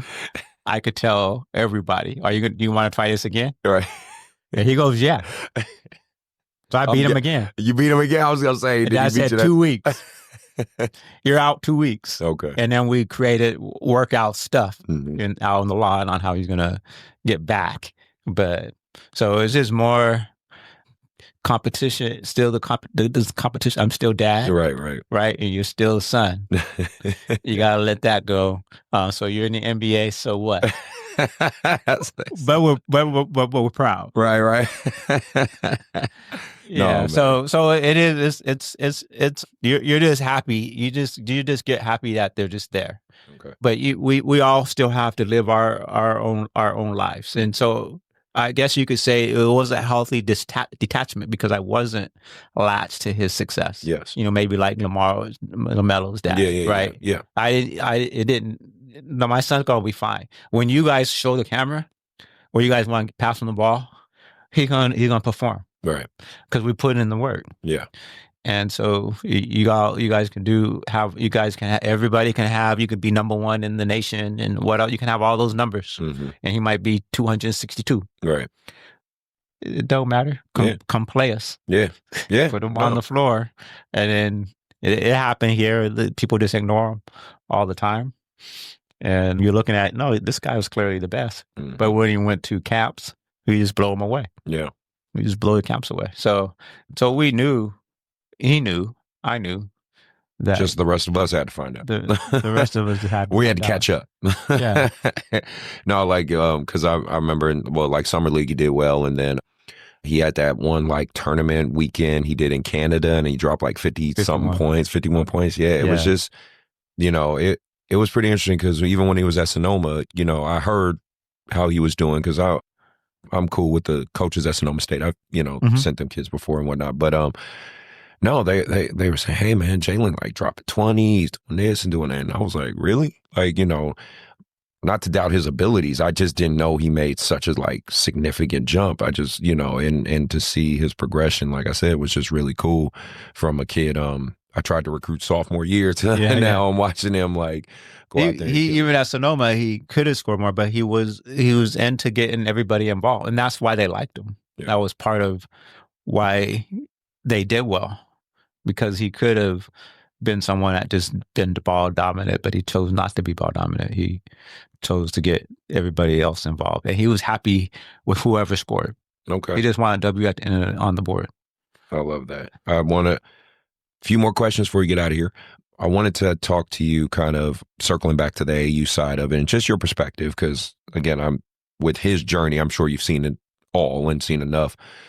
The biggest one of the hugest debates in this AAU system is the reclass system, right? Holding kids back. Yeah. Being older and whatnot. Do you have a take on that at all? I know that everyone. I talked to a lot of parents that said, how many times people told me to do 1,000 things. I said, and I didn't follow the path. I didn't follow the path because it was my selfishness. Mm-hmm. I didn't follow the path because I don't think that path is necessary. Okay. So one of them was if you hold Jalen back, he's going to be right. And he probably would have. He probably would have been on a number. What we just talked about, number 2 in the nation or whatever that. Maybe he could have went a couple more camps. Mm-hmm. So that was, that he didn't go to those things. Mm-hmm. But he got to grow up with his friends, stay with his friends, have his own life, his own journey, and he's young in the league. Yeah. And so he's on time. Yeah. And so your goal, no kid has reached the bar with me. Okay. I always raise the bar. Right. So they never reach it. Right. That's life. You never reach the bar until you die. Or that's what I believe. Right. As I'm still trying to reach a bar. Mm-hmm. And so if I'm still trying to reach a bar, you all got to keep reaching bar, reach for a higher bar. Mm-hmm. And then we're gone that next day. Right. That's how it goes. And so So I don't believe in reclassifying. Yeah. I don't think that you should. I think you get your kid to the gym and you go work out. It will come. Right. It will come. You just don't. If you're good, they're gonna find you because people want to win. These coaches need to win. These coaches need people on. You know what I'm saying? So you create a winner, they will find you. Okay. They will find you. And so that's I always look forward. I can't look back. I can't take a shortcut. If I take a shortcut, I feel I'm cheating. And I can't cheat. For me, it feels like too, they gave you a term. I said like they like to create words that make you feel better. Mm-hmm. But that doesn't, just because they gave you a word to make you feel better. Yeah. It's still holding your kid back. It's still holding your kid back. Yeah. No. So if you come back and you told me you held your kid back, I'm still cool with you. Yeah, I ain't mad at you. I ain't looking at you like you're lesser than me. No, I still 100%. See you on my ground. You made a decision, but and everybody's journey is that's like what we do as parents. We have to choose what's best. And I just showed you why I choose this way. I never go back. I always push forward, and then we either have it or we don't. But that's just. I guess my biggest gripe with it is, and I've talked about this on the show a lot, like there's times when you need to. I personally think, like I've had kids who, very few, but I've had few kids that were reclasses on my holdbacks on my teams. But a lot of it was because of maturity issues. Mm-hmm. They just weren't, some, like one had severe ADHD, you know what I mean? Good kid, just couldn't pay attention to nothing long enough. So, it was good for his maturity level, right? For school. Mm-hmm. It wasn't the motivating factor wasn't basketball. I don't even agree with you that, because if I was coach, I got multiple people who look at different. Yeah. And maybe I might see this kid as that. And I might make that suggestion to a parent. Yeah. This might be best for him. Mm-hmm. But like if your kid's ready to play high school ball and if you just want to go dominate and step on little kids. Yeah, that's and then but what happens, a lot of those guys don't make it. Right. Those guys don't, right? Because I see them, they're struggling because they're so used to dominating, they don't even know what non-dominating is. And that's why it kind of circles into my next question I was going to ask you about, because again, this is kind of a hot button topic too, is they're doing, in the Olympics and kind of stuff showed this, they're doing that comparison between the Euro Cup and Euro style of youth basketball and teaching.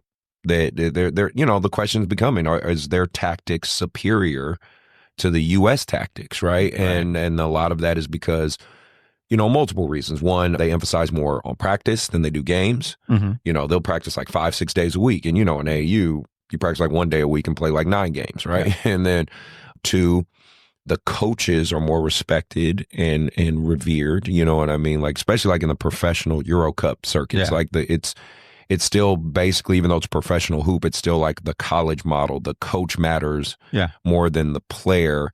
NBA, let's be real, it's kind of reversed. The guy getting paid $95 million has more weight than the coach, so the coach kind of has to figure out how to balance that out, which, I think hurts, but, it is what it is. And that's the business side of it. And then 3, the parental culture in those European countries is more supportive of the coaches because that's typically the elder, right? And especially I know, because I've spent time in those countries, like the elders are they are the absolute, you know what I mean? It's like Old Testament. They are the end all be all. So, with all that being said, do you have kind of a I think number one, that is phenomenal.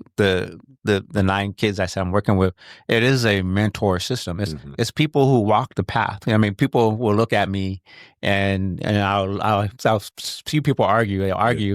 And I call them Google Smart. I play with Google Smart people. Right. You play with them because they're gonna go Google something and come back with something. They're gonna Google this and come back with something. And you're Googling this area right here that doesn't really matter. Right. Doesn't even touch you. And so I entertain myself watching them, and then I'll answer something completely different. It doesn't make sense. No, because I'm talking about down here about me, right? And what I'm doing with my people down here, because it's my elder. I learn from my parents. I learn from, I go find you to ask me about AAU. I don't know. I don't have an AAU team. Right. I don't know. So I'm going to go find you for AAU. I'm going to go, and I always say that, I told Jalen, go find Marcus Smart for defense. Yeah. Go find Marcus. Yeah. That's who we want. Right. And so you go to the guy, and you don't want to I don't want to get rid of Marcus Smart because he's the knowledge and defense matters right now. And so I don't know, unless you found some other guru in defense. Yeah. He has success in defense. He might have other issues. Right. But I like him. For me, we need defense. Yeah. And he's got a career from doing it. I'm just saying, you can't take that pedigree away. Right. And he dives and rolls all over the floor and bounces all over the place. I mean, you can't beat that part. You might argue about the offensive side. So I am very much for you. And when I said we pick the coach, the rule is, and I told all the 9 people, I said, once we pick our coach, we live and die with their decision. I'm pissed off at coaches all the time. Yeah. But we made a decision. Right. If I'm the leader, I always say, if I'm leading, or if 2 people act like they're in charge and I'm here, I'm supposed to be in charge, but you can have it. Right. What do you need me to do? Mm-hmm. There's many ways to skin a cat, but someone has to lead. Yeah. So we're not gonna argue on who leads, but if they're older, that's who you go to. The natural mentor. I've been through this. It's funny. I'll laugh and I'll say, but I've been through this. Mm-hmm. But I'm not going to argue. I'm not going to fight you. I'm just going to laugh at you. That's what wise people do. Mm-hmm. They laugh at you. You don't even know they're laughing at you. We might all wise people, the old people. Yeah. We go in a room and we're just laughing at you. Because that's what we do. I'm gonna tell you, that's what we do. When old school people, we shoot our little jumper, and you guys are running all over the place and diving on the ball and getting all bloody, and we just shoot our 1-3. Yeah, and then we come back and we talk about you. So no, it's okay, but no, I believe in I live and die by that. By the coach and. Like I said, the emphasis on practice more than game. And then practice. Practice. Yeah. That's like that even made me say hell because it's all true, about right? practice. Yeah. It's practice is everything. And that was the real competition. That's where Jalen got in trouble. Mm-hmm. When he didn't practice at a high level and I was there to see it. Yeah. That's when he got yelled at. And we didn't yell at his performance at a game. Mm-hmm. The game, that's whatever. Yeah, that's the practice is everything.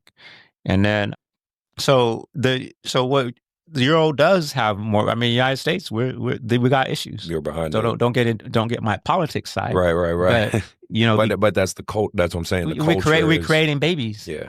So we want to create babies. I love you. Everybody got to love. I can't. No. If I'm black, you don't like me, you don't like me. I don't care. I'm still going where I want to go because it's in America. I can go where I want to go. So until you shoot me, hang me, whatever, I'm coming to my spot. Yeah. Right. And so that's just how I see the world. Yeah. And that's how I see each kid. And when I raise kids, I'm raising. My mom told me that, when they called you that little N-word name, my mom sent me back out. She didn't tell me I could stay home. Yeah. She put business right back in the street and told me, say, black is a berry, sweet as a juice. Right. That's what I had to say. I had to yell that and feel good about that while walking down. Yeah, and that's how we went to school. And then if you had to fight somebody along the way, you had to fight, but you still had to go back to school. Yeah. There was none of this baby stuff. And I agree with you on that. Like, then that's one of the other bigger topics. Our generation of hoopers or. You could say it, young men, unfortunately, seem to be getting softer and softer and softer. I see it. I'm coaching it day in, day out, and I still have old school values in me. Like I said, I'm 41 years old, so I'm kind of that tweener. You know what I mean? I'm still at my daughter's age. I'm young enough that I can still, I still understand, what the kids are doing and stuff, but I'm old enough now where I'm like, gosh, y'all got to get mentally tougher. Y'all got to get like, this is a big, bad, cold world, man. You can't, especially in sports, like you can't. That's why I laugh. I mean, because I said, thank you guys for making everybody weaker. Yeah. It makes my job easier to make my kids strong. Yeah. Right. Anyone who works with me, if we want to just go, we got this because everyone else is they're crying or something, Mm-hmm. you know. So let's just keep on moving. We will rule the world. Yep. Because we're still gonna be strong right here. I So like that. there's no, you can't really argue. But if I'm a leader, I want you weak, right? Because now I can get you follow me. I scare you, give you fear, whatever, make you guys fight amongst each other. Yeah. And then I just collect my check. Yeah. And get where I want to go. Yeah. Because y'all are down here. Right. But I always say, for me, I'm going to get up here. Mm-hmm. And so I'm going to be up here. If you come with me, we'll go up here. It might be painful. What qualities would you say make a good coach? You know what I mean? Because well, I'm sure you've seen me coach, but my coaching style, I'm gritty, I'm passionate, I'm loud. You gonna hear me in the gym, you know what I mean? Mm-hmm. But I'm as loud as I am on the negative side. I'm just as positive. I'm the guy clapping, cheering for my kid when he takes a charge or dives for the ball. I'm out there just as animated, right? And every coach, has their voice, right? You have kind of the more cerebral coaches or soft-spoken coaches, passive-aggressive coach, whatever. Yeah. Right? I'm not that. I'm more of the, I would say, the Greg Popovich, Bobby Knight-ish, I'm that George Thompson, I'm, or John Thompson. I'm that kind of, gritty guy. But, I'm always curious from the parents' perspective, like, what do you think? Because to me, and just get my little soapbox real quick, but it's like, my sons as they get older and they're starting to love basketball, or whatever. I got a 6 and 11-year-old, right? Yeah. They're starting to love basketball. And I don't want to coach them all the time. Like, I want them to get different coaches, different feel. I know what I look for in the qualities of my coach. I want someone that's going to hold them accountable. I do want someone that's going to, light a fire on them when they need that, things like that. I'm curious for your side of it. Like, what do you think make up what makes a good quality coach? So for me, the emotion is I call that's just like a part of your brain. Mm-hmm. The ration is behind it. So emotion is in front of it. So whatever you see in emotion, I don't see it. Right. I don't. That doesn't tell me a coach is bad or good for me. Okay. So you can be a yelling coach, you can be a quiet coach, you can be a coach that cries, you can be a coach that smiles. It doesn't really matter. It's the emotion, however that plays for you. Okay. I'm looking for results. Okay. So I'm looking at how you, in your practice, how you practice. Does it translate to the next level? And how do you encourage that? And can you make my person better? Mm-hmm. And so if I can drop my person off with you and you're getting better, which was Rose City, or Danielle, because he had the shot that kind of went, and she pulled a little camera out and said that your pinky was in the wrong spot. So that person got better, right? And so or you take a team and you watch them, play crappy, and all of a sudden, you come the next day and a little bit better, and the next day a little bit better. My kid's better. I put my kid on your team, and I see them that they're getting better. I see that they're in the team. I think that you should coach. That there should be a lot of running, and it should kind of match what you're going to see in the game. Okay. So I want to see a lot of that. All right. And then I like to see coaches that can flex their game plan, because I have my team's all short and I'm playing a bunch of tall people, or I have that I don't have to force my same play thing. We got to run our play. You got to be able to adjust and make adjustments and adapt. Yeah, and then you can teach, but you also got to teach your kid to know how to make the adjustment. Yeah. And so when you see that, you got a good coach. And so it's deeper. So you have to have a little bit of coaching knowledge to help make those decisions, which is why I offered my service to these other people, because we'll find the right high school coach for your child. Yeah. And so a good coach is that if you're leading and the people want to be with you and they want to meet your goals, you're a good coach. You have to figure out, you as a coach have to figure out how to get that kid to play for me. And if you're going to do it in this NIL world, You have to get the people. It's your job to inspire. It's easy to blame. You can blame the rest of the world if you want to. But your job is to be able to inspire, motivate your kids to play for you. Right. And so we want to win. So you need to write that goal real big there. I don't like losing. Yeah. That's now once we agree that winning is the only thing we get to do. Right, right. If you have other things that you think we should do to get here, sure, we'll have a conversation on the side here. Right, right. Right? But this is what we're going to do to win. I need you to throw yourself on the floor. I need you to dive yourself on the floor. So maybe I'll reward something that's not rewarded. Mm-hmm. So I'm not going to reward. I don't care how many points I didn't reward my son for that. Yeah. How many passes he got, how many assists he got. And I'm going to talk to my point guard about that. Right. And that's what I need from you. I'm going to pull you out. That's holding them accountable because you're not. Yeah. I don't care how great you are. And I don't care that I got to lose the game. You're not my point guard right now. Okay. I need one. Right. And so I'm pulling him in to be your point guard. I'm teaching him a lesson because I'm going to help this guy to the next level. That's what I'm doing as an AAU coach. Yeah. I'm getting you ready for the next level. When they see your stats or 14 assists, 10 assists, 12 assists, 18 assists a game, and your team is winning, who's this point guard? Right. That you got. And so I think that's it. If you got positions, then you're teaching them positions. Right. If you have a defense philosophy, that defense philosophy should be big up on the board. This doesn't happen here. Mm-hmm. And that's about it. Your emotion, for me, emotion doesn't matter. When someone tells me he's mean, I don't even listen to that. I just want to know. I get that reputation. I'm a mean winning. coach. He's yelling. He's always winning.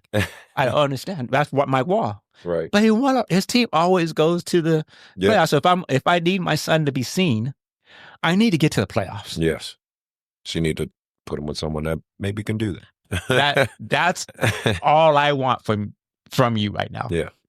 And so I'm going to put you here. I'm putting the gamble that this team is going to get you there, but I'm putting the gamble because you, on a consistent basis, get somebody into the playoffs. And it's interesting you say that because, and I'm really glad you spoke on those points because, like, again, this is as egotistical as anyone might take this take that I'm about to say, but no, a lot of my teams win, right? I think most people, they can say whatever they want about Chris Collins, but when you play a lot of my teams, they win a lot more than they lose, right? Mm-hmm. And shout out to all the players I coached. That success is due to you guys and me, you guys allowing me to coach you and the parents supporting me, right? But I will say this kind of in my own space.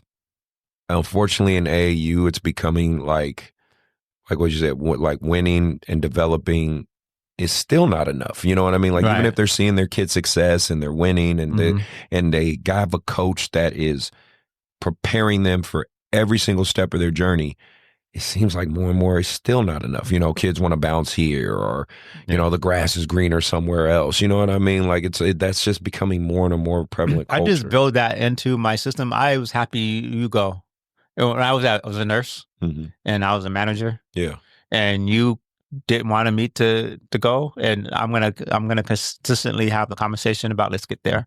And then you get irritated, you go tell another leader that I'm being mean or whatever. It doesn't really matter. I'm switching shifts. Okay, great. I'm quitting. Okay. Next man up. That's what it's all we can do. We're gonna meet the goals today. I will. You can wear these kind of shoes and you can wear it up like this, or you can put this in. I don't care, as long as we meet the one thing, which for me was safety, quality, and we need to get people back. Yeah. To the dock. If you went to that, I don't care that you even have your cell phone in your hand. I don't care. Right. The point is that long as you're delivering those things, and as a coach, this is what we're going to do. This is not acceptable. That's all. That's all I can say. And if you're a winning coach, then I don't know what to say. If all the people keep leaving and you're losing, then you got to make a change. You got to right? look in the you mirror. got to look at yourself. Okay, they've changed. Now I have to work with this group of people in a different way. Mm-hmm. And so when the technological world came in and everybody had their phones and all that stuff, things changed. Yes. And I had to make the adaptation to how do I have success, stop getting mad at every time someone's in the phone. Just but wait, they're still working. They still got that work done. They still did this and managed to be able to use the phone at the same time. That's what's wrong with that. Right. You're right. And you had to adapt to that. And so it was just an adaptation process. But it was me now have to accept there's no new world. Yeah. So that's a coach. Coach, you got a lot of work. A coach, you guys are something. I mean, if you can keep on coming back the next year, and the next year, and the next year, that's I don't care what people say. That's a crazy dude. So I'm a little crazy. You don't say you gotta leave him alone, let him have his space because he keeps coming back. Yeah. I just love basketball, man. And I do love working with kids. And I do love, that's part of why I made this show. I love sitting down with people, listening to their stories. I love connecting. And yeah, I mean, I think there's worse things to be obsessed with other than basketball. Yeah, so it's like, yeah, this is just something I am truly passionate about. But yeah, I don't know, I'm big on, saying the things that I think a lot of people don't get to say or coaches get to say. I'm big on telling parents and players, if you find a coach that is checking all the boxes and, like you said, getting the result, and I guess maybe maybe I'm just biased of it because I did this too when I played. I felt that I had to do it was a disservice to my coach, my AAU coach or whatever, to just bounce because I got great all of a sudden. You know what I mean? Because it wasn't all of a sudden. This person helped me along the way. So I felt I owed it to him to go out there and be a good basketball player, be the best version of that, and pay respect to that, and I guess it's similar to how we hope, our kids look back at us as parents, because being a parent it overall is a one-sided love. For, you know what I mean? Like you said, your kids could grow up and be these successful adults and not ever say thank you, dad or mom. That could. That's not realistic, but they could. And, that's a realization you kind of have to come with as an AAU coach. You can help a kid all the way, this whole way, and he can just never be like, thank you or nothing. That's never happened to me, but I'm just saying I know it can feel that way. Yeah, I call it Dax, a song about a man. You're out there. You got the only thing that really matters is that you provide for your home. Yeah, I accept that. Yes, that's a badge of a man. Yeah, and so when you're a coach, that I'm putting out good people, and they're hoping in their next level wherever they go. That I took some time and worked on their character, and so long as you see some progress in somebody, that's all you can do as a coach. So I was a leader most of my life, and that I just developed everybody to become better. I didn't get caught up in you need to say thank you. It doesn't matter. Right. It's nice when someone says thank you. Matter of fact, I sometimes do get mad if you do say thank you. I don't want you to say, but you know what I'm saying? I don't know. But that's what I'm supposed to do. And so when you're a coach or a leader, your goal is to go get the results that you're here to do. We're all here. We signed up because this is what we were going to come go do. And so we all accepted our roles on what we're going to do to go do that. So go do that. I'm not looking for pat in the back. If you are, then you're there for a different reason. Right. There are people who just love all the attention. Yeah. Whatever, if that's what you 100%. And that's where I tell parents, you got to use discernment on, finding the right coach or the right culture or the right team, because, with the way youth sports have grown in this country, and especially youth basketball in particularly, you know, you as a parent, you got to navigate it. Like you said, you got to kind of figure out, okay, does this work? Does this not work? You know, who's like, what's the character of this coach? What's the character of this person? So I'm big on trying to, on this show, advise people on like the things to look for, you know, that can be good or bad. And ultimately I tell the parents, it's your journey. You know, you're going to, you know, you have to take a lot of variables into it. You got to figure out location. You got to figure out, like you said, level, if it's high level super travel or just stay local, position, right? Like if your kid is a point guard and there's a team of 7 point guards on that team, probably don't want to do that team, right? Or they might offer another position. Do you want that? Yeah, you know, so I do say there's a lot of variables and things you have to think about in navigating your child.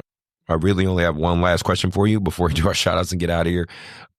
How important is it when your kid's picking a high school, right? Because, you know, that's kind of a big decision, even more so nowadays, right? Like, because some of your high school decisions can really make or break your potential future. So, you know, I just curious on your outlook on that, how important in picking that high school and the fit and the coach and the system, how important is that?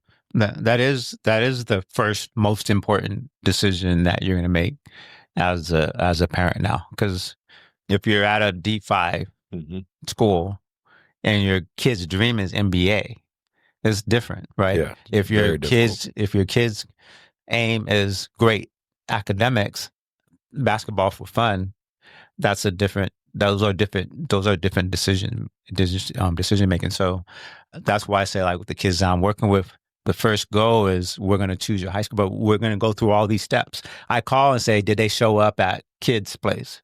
Have you showed up? And they tell me that they have been. And so when I see that they're really following the journey, the parent is. So the real test really isn't the kids. Mm-hmm. The real test is, are the parents getting them there? Right. Because if the kid says, I don't want to go, and they're not going, I'm still blaming the parent. Right? So don't when you call me back up the next time, then say my kid doesn't want to do this no more. That's what you should tell me, right? So is it the kid doesn't want to go, you don't want to go? Right. Because my kid's going. Yeah. Right. And if he doesn't want to go, then our journey's done. Okay. So your high school is basically, I need a winning high school. Mm-hmm. But am I going to get on the floor at this winning high school? So you got a lot of work to do to get yourself ready to get on the floor at the D1 high school, because that's where you want to go to get to your next level. Now your AAU team, you can have a really good AAU team. Mm-hmm. And if your AAU team is tracking the attention, then your high school doesn't matter so much. Right. And so that's why I said it's kind of both. It's depending on you're riding what you got. I mean, if attention's coming from your AAU and you're getting into those events and you're at that level, you got those kind of players playing with you. Yeah. And you're playing against that kind of competition, that's perfect. Then you don't need your high school so much. Right. So you can just play for a high school that's going to meet some other thing that you need, right? So it matters. High school matters if that's the thing that you got. If you got an AAU team and you're already getting what you need, because it depends on where you want to go. And so there has to be a level that's putting you out there to play against competitive people, the best people, whatever one that's going to get you there. That's the one that matters. Have both. That's better for the person, because if you get both, number one, you have all the high school awards and stuff that come with that. That's fun to have awards. Yeah. And it's fun as a parent to watch them get all those awards. Because it's the validation. Yeah. And we as humans, we like validation. Yeah. Let's be real. It feels good. Like, no doubt about that. To see your basketball winning team in the little box every time other people come in, you can still, you're still there. Yeah. Or you got something on the wall, or your trophies up there, or your score year is up there, and that was you. Yeah. So there's that. Yeah. That's what high school is. Yeah. But that doesn't, just because you put all that stuff on that wall, depending on your high school, it might not be anything, but it's still good for you. It still feels good. Mm-hmm. But your AAU team better be good, right? Yeah. That AAU team better showcase, took you to that competition. Mm-hmm. So it's as the parent, you see how it's more difficult for the parent? The kids don't know what they want. That's why do you say when we talk about going to the higher person, going to a mentor, going to someone more experienced, this is what they know. Right. And try to give you the best you advice. Don't know that. When my son's in the NBA, who can I talk to? Right. I don't know how to coach him in the NBA. Right. What do you got to do this, son. Yeah. Dad, did you play in the NBA? No. I don't know. So I can act like I know. Right. So what we used is just setting goals. Yeah. And I had a goal, and he met it yesterday. You just need to get eight points inside the 3. Yeah. And as long as you're working on that, I know you're going to get 30 on a regular basis later, because one day your threes are going to keep falling. Yeah. No, you're not. No, you're going to get back to your 42%, right? Because he'll get back to that. Yeah. It's just 82 games, 24-second clock, and playing and guard the best person. I mean, there's excuses for him. I'm not going to give that to him, and please don't let him hear this. All right. He's going to clip this part. Right. Clip that. But that, you see what I'm saying? In reality, we know. Right. We know what you're doing. We know what hill you're climbing. And so, but I can't tell him his strategy. That's why I said, go find Marcus Smart. Yeah. I can't. This is how you need to do it. Like you said, find the people that have done this and done it well, right? Yeah. That's it. Listen to your coaches. Especially you got a coach that wasn't in the NBA. That's even better. Yeah. I mean, I don't know what else to say. No. Your fans got everything to say. But they don't have the experience, right? They don't have the knowledge. They are the true experts. Yeah. Of course. Like, no, it's so. And they got their gambling, money. So they're not really mad. Right. They're mad at the coach because they took your player out before they could meet the score that you need you put on the bet. So when you truly understand the true game of, you don't get upset, and then you tell your son the same thing, so they don't get caught up in what everyone else is saying. I just told him, focus on what your coach is saying and your teammates. Your teammates are going to let you know if you suck. Right? 100%. I'm just saying. So if they're happy for you out here and you guys are having fun, then you're doing the right thing.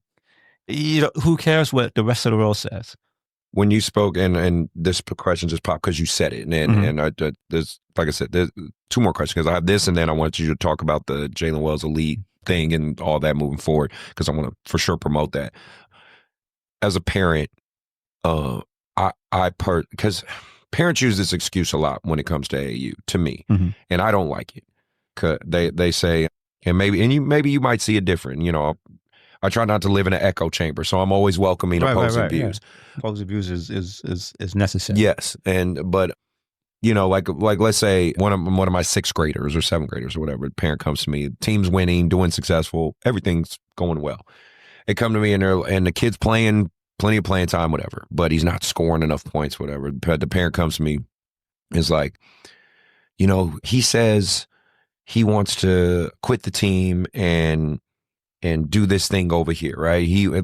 They put the onus on the kid. Yeah. Right. Instead of them, what it really, I think it is, they want to go somewhere else because their kid's not scoring enough, but they put the onus on the kid. And you hear this a lot in high school, right? They're like, oh, he wanted to go look at X team and we want to support him. And I'm like, so if your 16-year-old wanted to go drive his car with his feet, he just felt like doing that. He just felt like driving a car with his feet. You're going to be like, well, it's what he feels like doing. So no, you would tell him, hell no, you don't drive a car with your feet, you do it the right way, because I don't want you to get hurt, right? It annoys me. And I guess my overall question to you is just, I'm sure you had to make some decisions for your son along the way. Like, nah, we're going to do this. Of course you took his input, but it's like, nah, we're going to do this. This is what's going to work. This is what I think is best. And I've done the research. This was best. Can you speak to those parents or speak to parents on that aspect of where, like, hey, sometimes mom and dad have to make the decision for you, because we see the bigger picture, right? Right. Just wanted you to, maybe give that perspective and talk a little bit about that. Yeah, it's just more important that you see that it is your perspective, right? So if the kid is trying to opt out because something's not happening or you're not happy, that's different. I'm the parent and I'm not happy because my kid's not scoring more and I want to move them. Well, that's just the parent. Right. That's something you can't fix. If we're talking to the parents, don't say that. Right. If your kid is not scoring and you need to have a conversation with the coach, talk to the coach on how do we get Junior to score. Yeah. And if you have a good coach, that's a good reason to tell. He's going to tell you what I think, and if he's able to tell you pretty quickly what he thinks, what's happening, not happening. If he does this, I think he'll be. That means he cared about you. He knows what your kid is doing and not doing. That means if he doesn't know what you're talking about, he's not scoring. He doesn't. I mean, if he doesn't know that, then it might be okay. To leave because this guy doesn't even know your kid. Yeah. And so I'm going to know when someone comes up to me when I was in my nursing thing and tell me about Bob, I can break him down. Yeah. I can break them down even though there's 120 people. Yeah. Because each one mattered. Right. And so if you're a coach, an AAU coach, and everybody on the team matters, doesn't matter where you saw them on the spectrum of where their success can go, that I'm going to help you get better. Your parent should be supportive of that. So a parent should, if they have a problem with something that Bob is not doing, their son is not doing, they should have that conversation with the coach and listen to that coach feedback. And then from that feedback, make a decision. But don't pull Bob. Bob is not going to score anywhere. Right. Yeah, or Joe. If he ain't scoring there, go score anyway.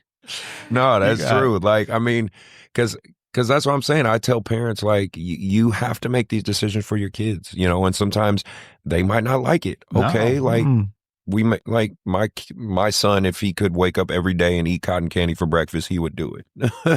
But I tell him, no, you cannot have cotton candy for breakfast every day. So it's so strange to me. I just think in this AAU basketball space, sometimes parents use that as a cop out. And I don't like it. It is. That's just it's a cop out when you say, well, we're going to let him make the decision. It's like, well, why? You haven't let him do that this far, right? And he's had success, right? And I'm just like speaking from my own anecdotal experience. Like, I'll get a kid, 4th, 5th grade, because I told you I typically try to start around that age. He finds success from 5th grade all the way to sophomore year of high school with me specifically. I mean, we're winning hundreds of games, just playing basketball. He's gotten better. He's on varsity at high school. He's killing it, whatever. Then somehow sophomore year, they're like, he decided to do X thing and we're going to leave the decision up to him. And it's like, right. So it's two things. It's either, like I said, either they're just copping out because they want to do something different. Yeah. And that's why they said that. Yeah. Or his weakness. So it's going to be one or the other, right? And then for me, on the coaching side, next. Yeah, remember that's how I told Jalen's at the end of the bench. Yeah. He's waiting. So leave. And so next round, you say, thank you. So I could get over, I could be the next guy. Right. So you got to build a relationship with the parents if they're going to have a conversation, and then we can get to know each other. When I went to Rose City, I talked to them all the time. I talked what I thought was good, what I was bad, not in the negative of changing the game, but helping them, navigate by negative people, because there was negative parents. Yeah. And so I would be transparent and speak for the parents what they think they're seeing, and present that to the coach so that they can address that. I could see you being a great parent because your personality and everything, you're kind of like one of those glue guys, those glue parents. Right. You might be sitting in stands like, you hear mom or dad like, no, it's bullshit. But you're like, well, actually, that's a good decision because of X, Y, Z. I can see you. I can definitely see you being that. Because it's called abundant mentality. Yeah. It's a win-win mentality. So I always say I lose when I got to compromise. So you shoot to win. That means we both get some pie. Right. The same amount. Right. But sometimes it's going to be, but my voice changes too. Yeah. And everyone knows when I'm not playing right now. This is I'm in charge, right? Of And course. so now I'm not that guy. Right. And so if I hear a negative Right. on in the crowd all the time, you just move. Yeah, you should. I don't even want. I didn't. I don't need this. Right. Your kid. I'm back. I told you that we can go to the gym. I know this guy, but if you don't want to do all that, do it, then that's. I feel bad for the kid that he's not getting that support. Mm.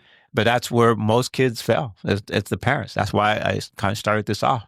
Right. We get some credit. Yeah, you do. I don't. You don't have to give it to me. Right. You can put it all on him. Right. But he knows the work that we had to do. He knows is real work. And then, the last thing I wanted you to talk about was the Jalen Wells Elite, and that's something that's happening this season, and kind of, I guess, for the Sacramento kids and people listening, what maybe, what the outlook is and what you guys are looking to do, and, just what's the expectation and what's the plan? So I always say the anchor of everything is gratitude. Mm-hmm. Gratitude. So it was a big word for me. Always remember the people who got you there. Yeah. And so it's thinking the little guy. They're not even a little guy. Yeah. When I say little guy, it's not a little guy. Yeah. You think they're a little guy. Right. But if you went to my job, when I retired, there was probably more security guard and EVS people showing up. Right. Than there was the nursing. But there was, you know what I'm saying? Because I talk to everyone, because everyone matters. Yes. And so all of these people who help support that journey and was supportive of that journey is gratitude. And that gratitude is what I wanted to hear. Rose City, well, I could not find a good AAU team. So there was YBA, and then there was all these that pissed me off, right? And so finally, I'm glad I wasn't in that boat. Yeah, because I didn't know Right. YBA Yeah, yet. yeah. I just knew that you guys existed. Yeah. And that was where we were going to end up. Mm-hmm. But then when I got to Rose City, and then they were brand new. They were working out their system. First ever team. So I have to. So when the COVID came, they found a place. Mm-hmm. They found Idaho, or was it Iowa? Idaho. Yeah. And they were hustling like us too. Yeah. Yeah. They did. And so I don't know YBA what you guys do, but that's that we were able to survive. These kids that were in that period had a place to go, right? And then he also got some film for him. I can't remember what that old guy is. He's funny. He works he's in the Bay Area a lot, but I think he's a writer. Oh, Jerry Freitas. Yes, that Jerry guy. Freitas. That Jerry guy, Freitas. Yeah. But he found hotels. Yeah. In COVID to have basketball going. Nice. I mean, it was it was obviously a hotel they clean out. Yeah. But you find a way. And you're playing basketball on a rug. But you find a way. You know what I'm saying? And so those people that do that, they realize what was important.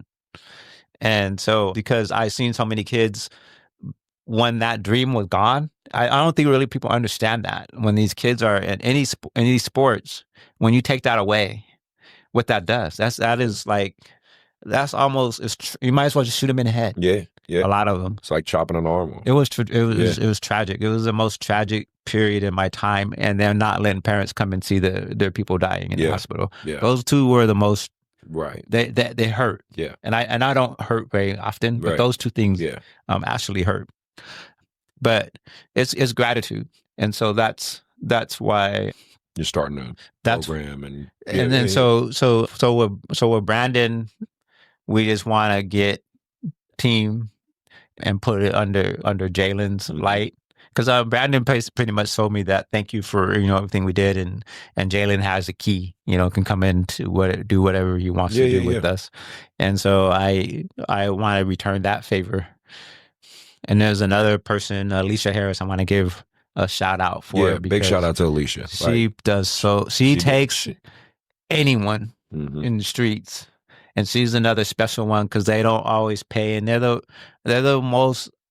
non-compliant, never do what they're supposed to do, groups of people, those are the ones that she has to deal with all the time. Well, but she has to pull. And the cool part with Alicia, just got to put this out here, like she's one of the few female coaches out here coaching young men, young boys, and putting in the work and the due diligence. She you know, and Alicia, like, she worked with me and worked with YBA, and I'm love her to death. We're cool as hell. But it's like, yeah, she's rough around the edges at times. But she truly does love what she does. Look what she's dealing with. She's dealing with us, and she's dealing with boys. I mean, no, she got to be rough around. 100%.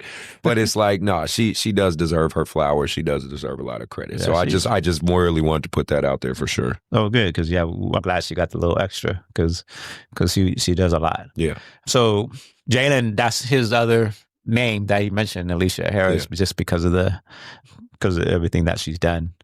And anytime things broke down, Alicia always has something going. Right. Whether it was working out, whether it was having a game or just some skills training, that type of thing. So there was always a place to go with Alicia.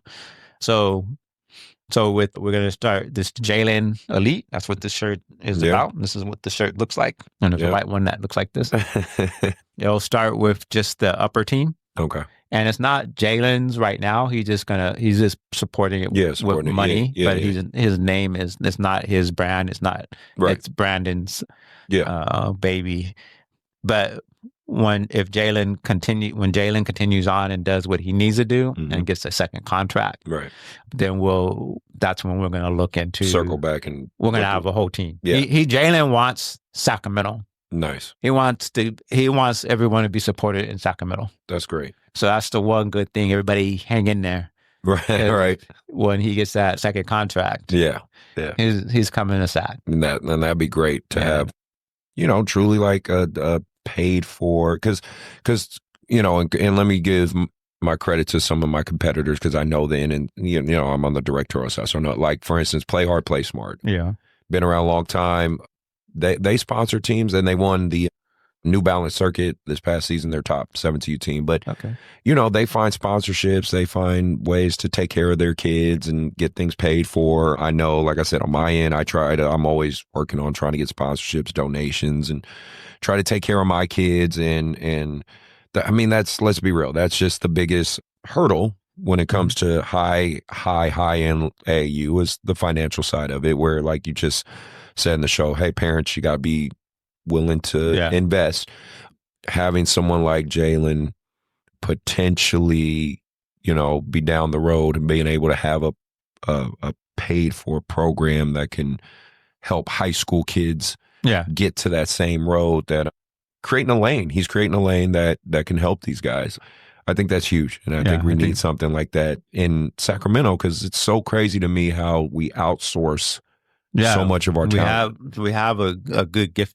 We have some gifted people out here. Yeah. And so what I learned is wherever people want to put the light, so, the media goes here. Yeah. That's what is great. That next door isn't great, but that might be the better place. Mm-hmm. Wherever the media shines their light, whoever they talk to on TV. Yeah. That's the great person. But if you're angry, like me, then I'm going to be great, and everyone around me, we're going to be great. You can ignore us, but we're here. Right. Right. And you gotta have that mentality. Yeah. You gotta have that mentality. If you can get mad at the whole system and want to go yell at them, scream at them, and whatever, that doesn't work. Just be great. Yeah. Just be great. We see each other right now. Yeah. And that's what Jalen also wants to say. I see you guys. Yeah. And so let everyone else know that these guys are here. And so, and then SAC, just keep doing your thing. Let's just keep producing them. I love that. And that's it. So let's just try to keep them here if we can. No, I love that. But I'm not going to get mad at anyone who sends them elsewhere, because if it works, at the end of the day, you got to get your results. Yes. You only got one life. Yeah. And so if you don't see it here, you gotta go. I'm not mad at Jerry McCain. Right. I mean, Right. Yeah. Clearly can't be. He's playing for Philadelphia. Yeah, you can't be that mad at it. Scoring like a dog. Yeah, So no, you can't get mad at that. So there's no right or wrong. We just wanna try to make it sad and carve a way for our boys. Yeah. Oh man, I love that. But I never hold a grudge on anyone who makes other decisions, and that's why I say you can resource me as a person to help you get through a difficult decision, but ultimately it's your decision. You got to do what's best for you. You got to do what's best with you and do what's best for your kid. Well, with all that, I'm just coming to a close, but man, it was great having you here. I just can't express that enough. It was really great having you here. Thank you for inviting me over here. No, man, thank you for taking the time. I'm really looking forward to this show. Releasing it. I think it's just think this conversation is going to help so many people. You know what I mean? And again, if you stay to the end of the episode, you're a real one. Really appreciate you. If you're listening to pieces and keep coming back, still a real one. Again, think of liking and subscribing.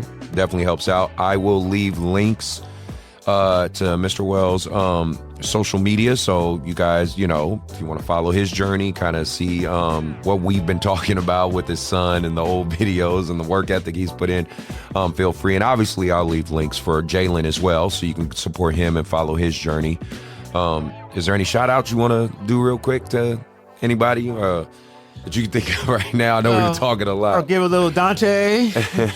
broken Dante with his knee surgery. Oh, yeah. Limping around. That guy has been everywhere for us. I put a lot out to him. Leon, he put us on the stage every once in a while. His kid is Darian.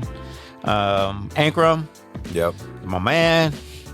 And Shine. Took him to the limit, pushed him into the NBA. Gotta give Shine. Hey, I might even have to give him credit for the 30 points because Jalen landed and worked with Shine for a few minutes. So I gotta give him that shout out. And Danielle being the most pickiest, picking up the littlest thing, and put that on videotape and make you look at it. I gotta give a lot of shout out to Daniel. Good people, genuine people, and then all the people who came and supported Jalen in Sacramento when he played the Kings. I appreciate all you guys out here. All right, man. Well, again, thank you guys. And you. Oh, well, thanks. I appreciate that. I'm just a guy in the room. That's all, man. No, again, if this helps you, please subscribe, follow, support. It's always appreciated. And stay safe in your journey. Keep striving, man. Keep pushing kids. Keep making things happen for yourself. Create your own lane. I'm big on that. And, everybody be safe. We are out.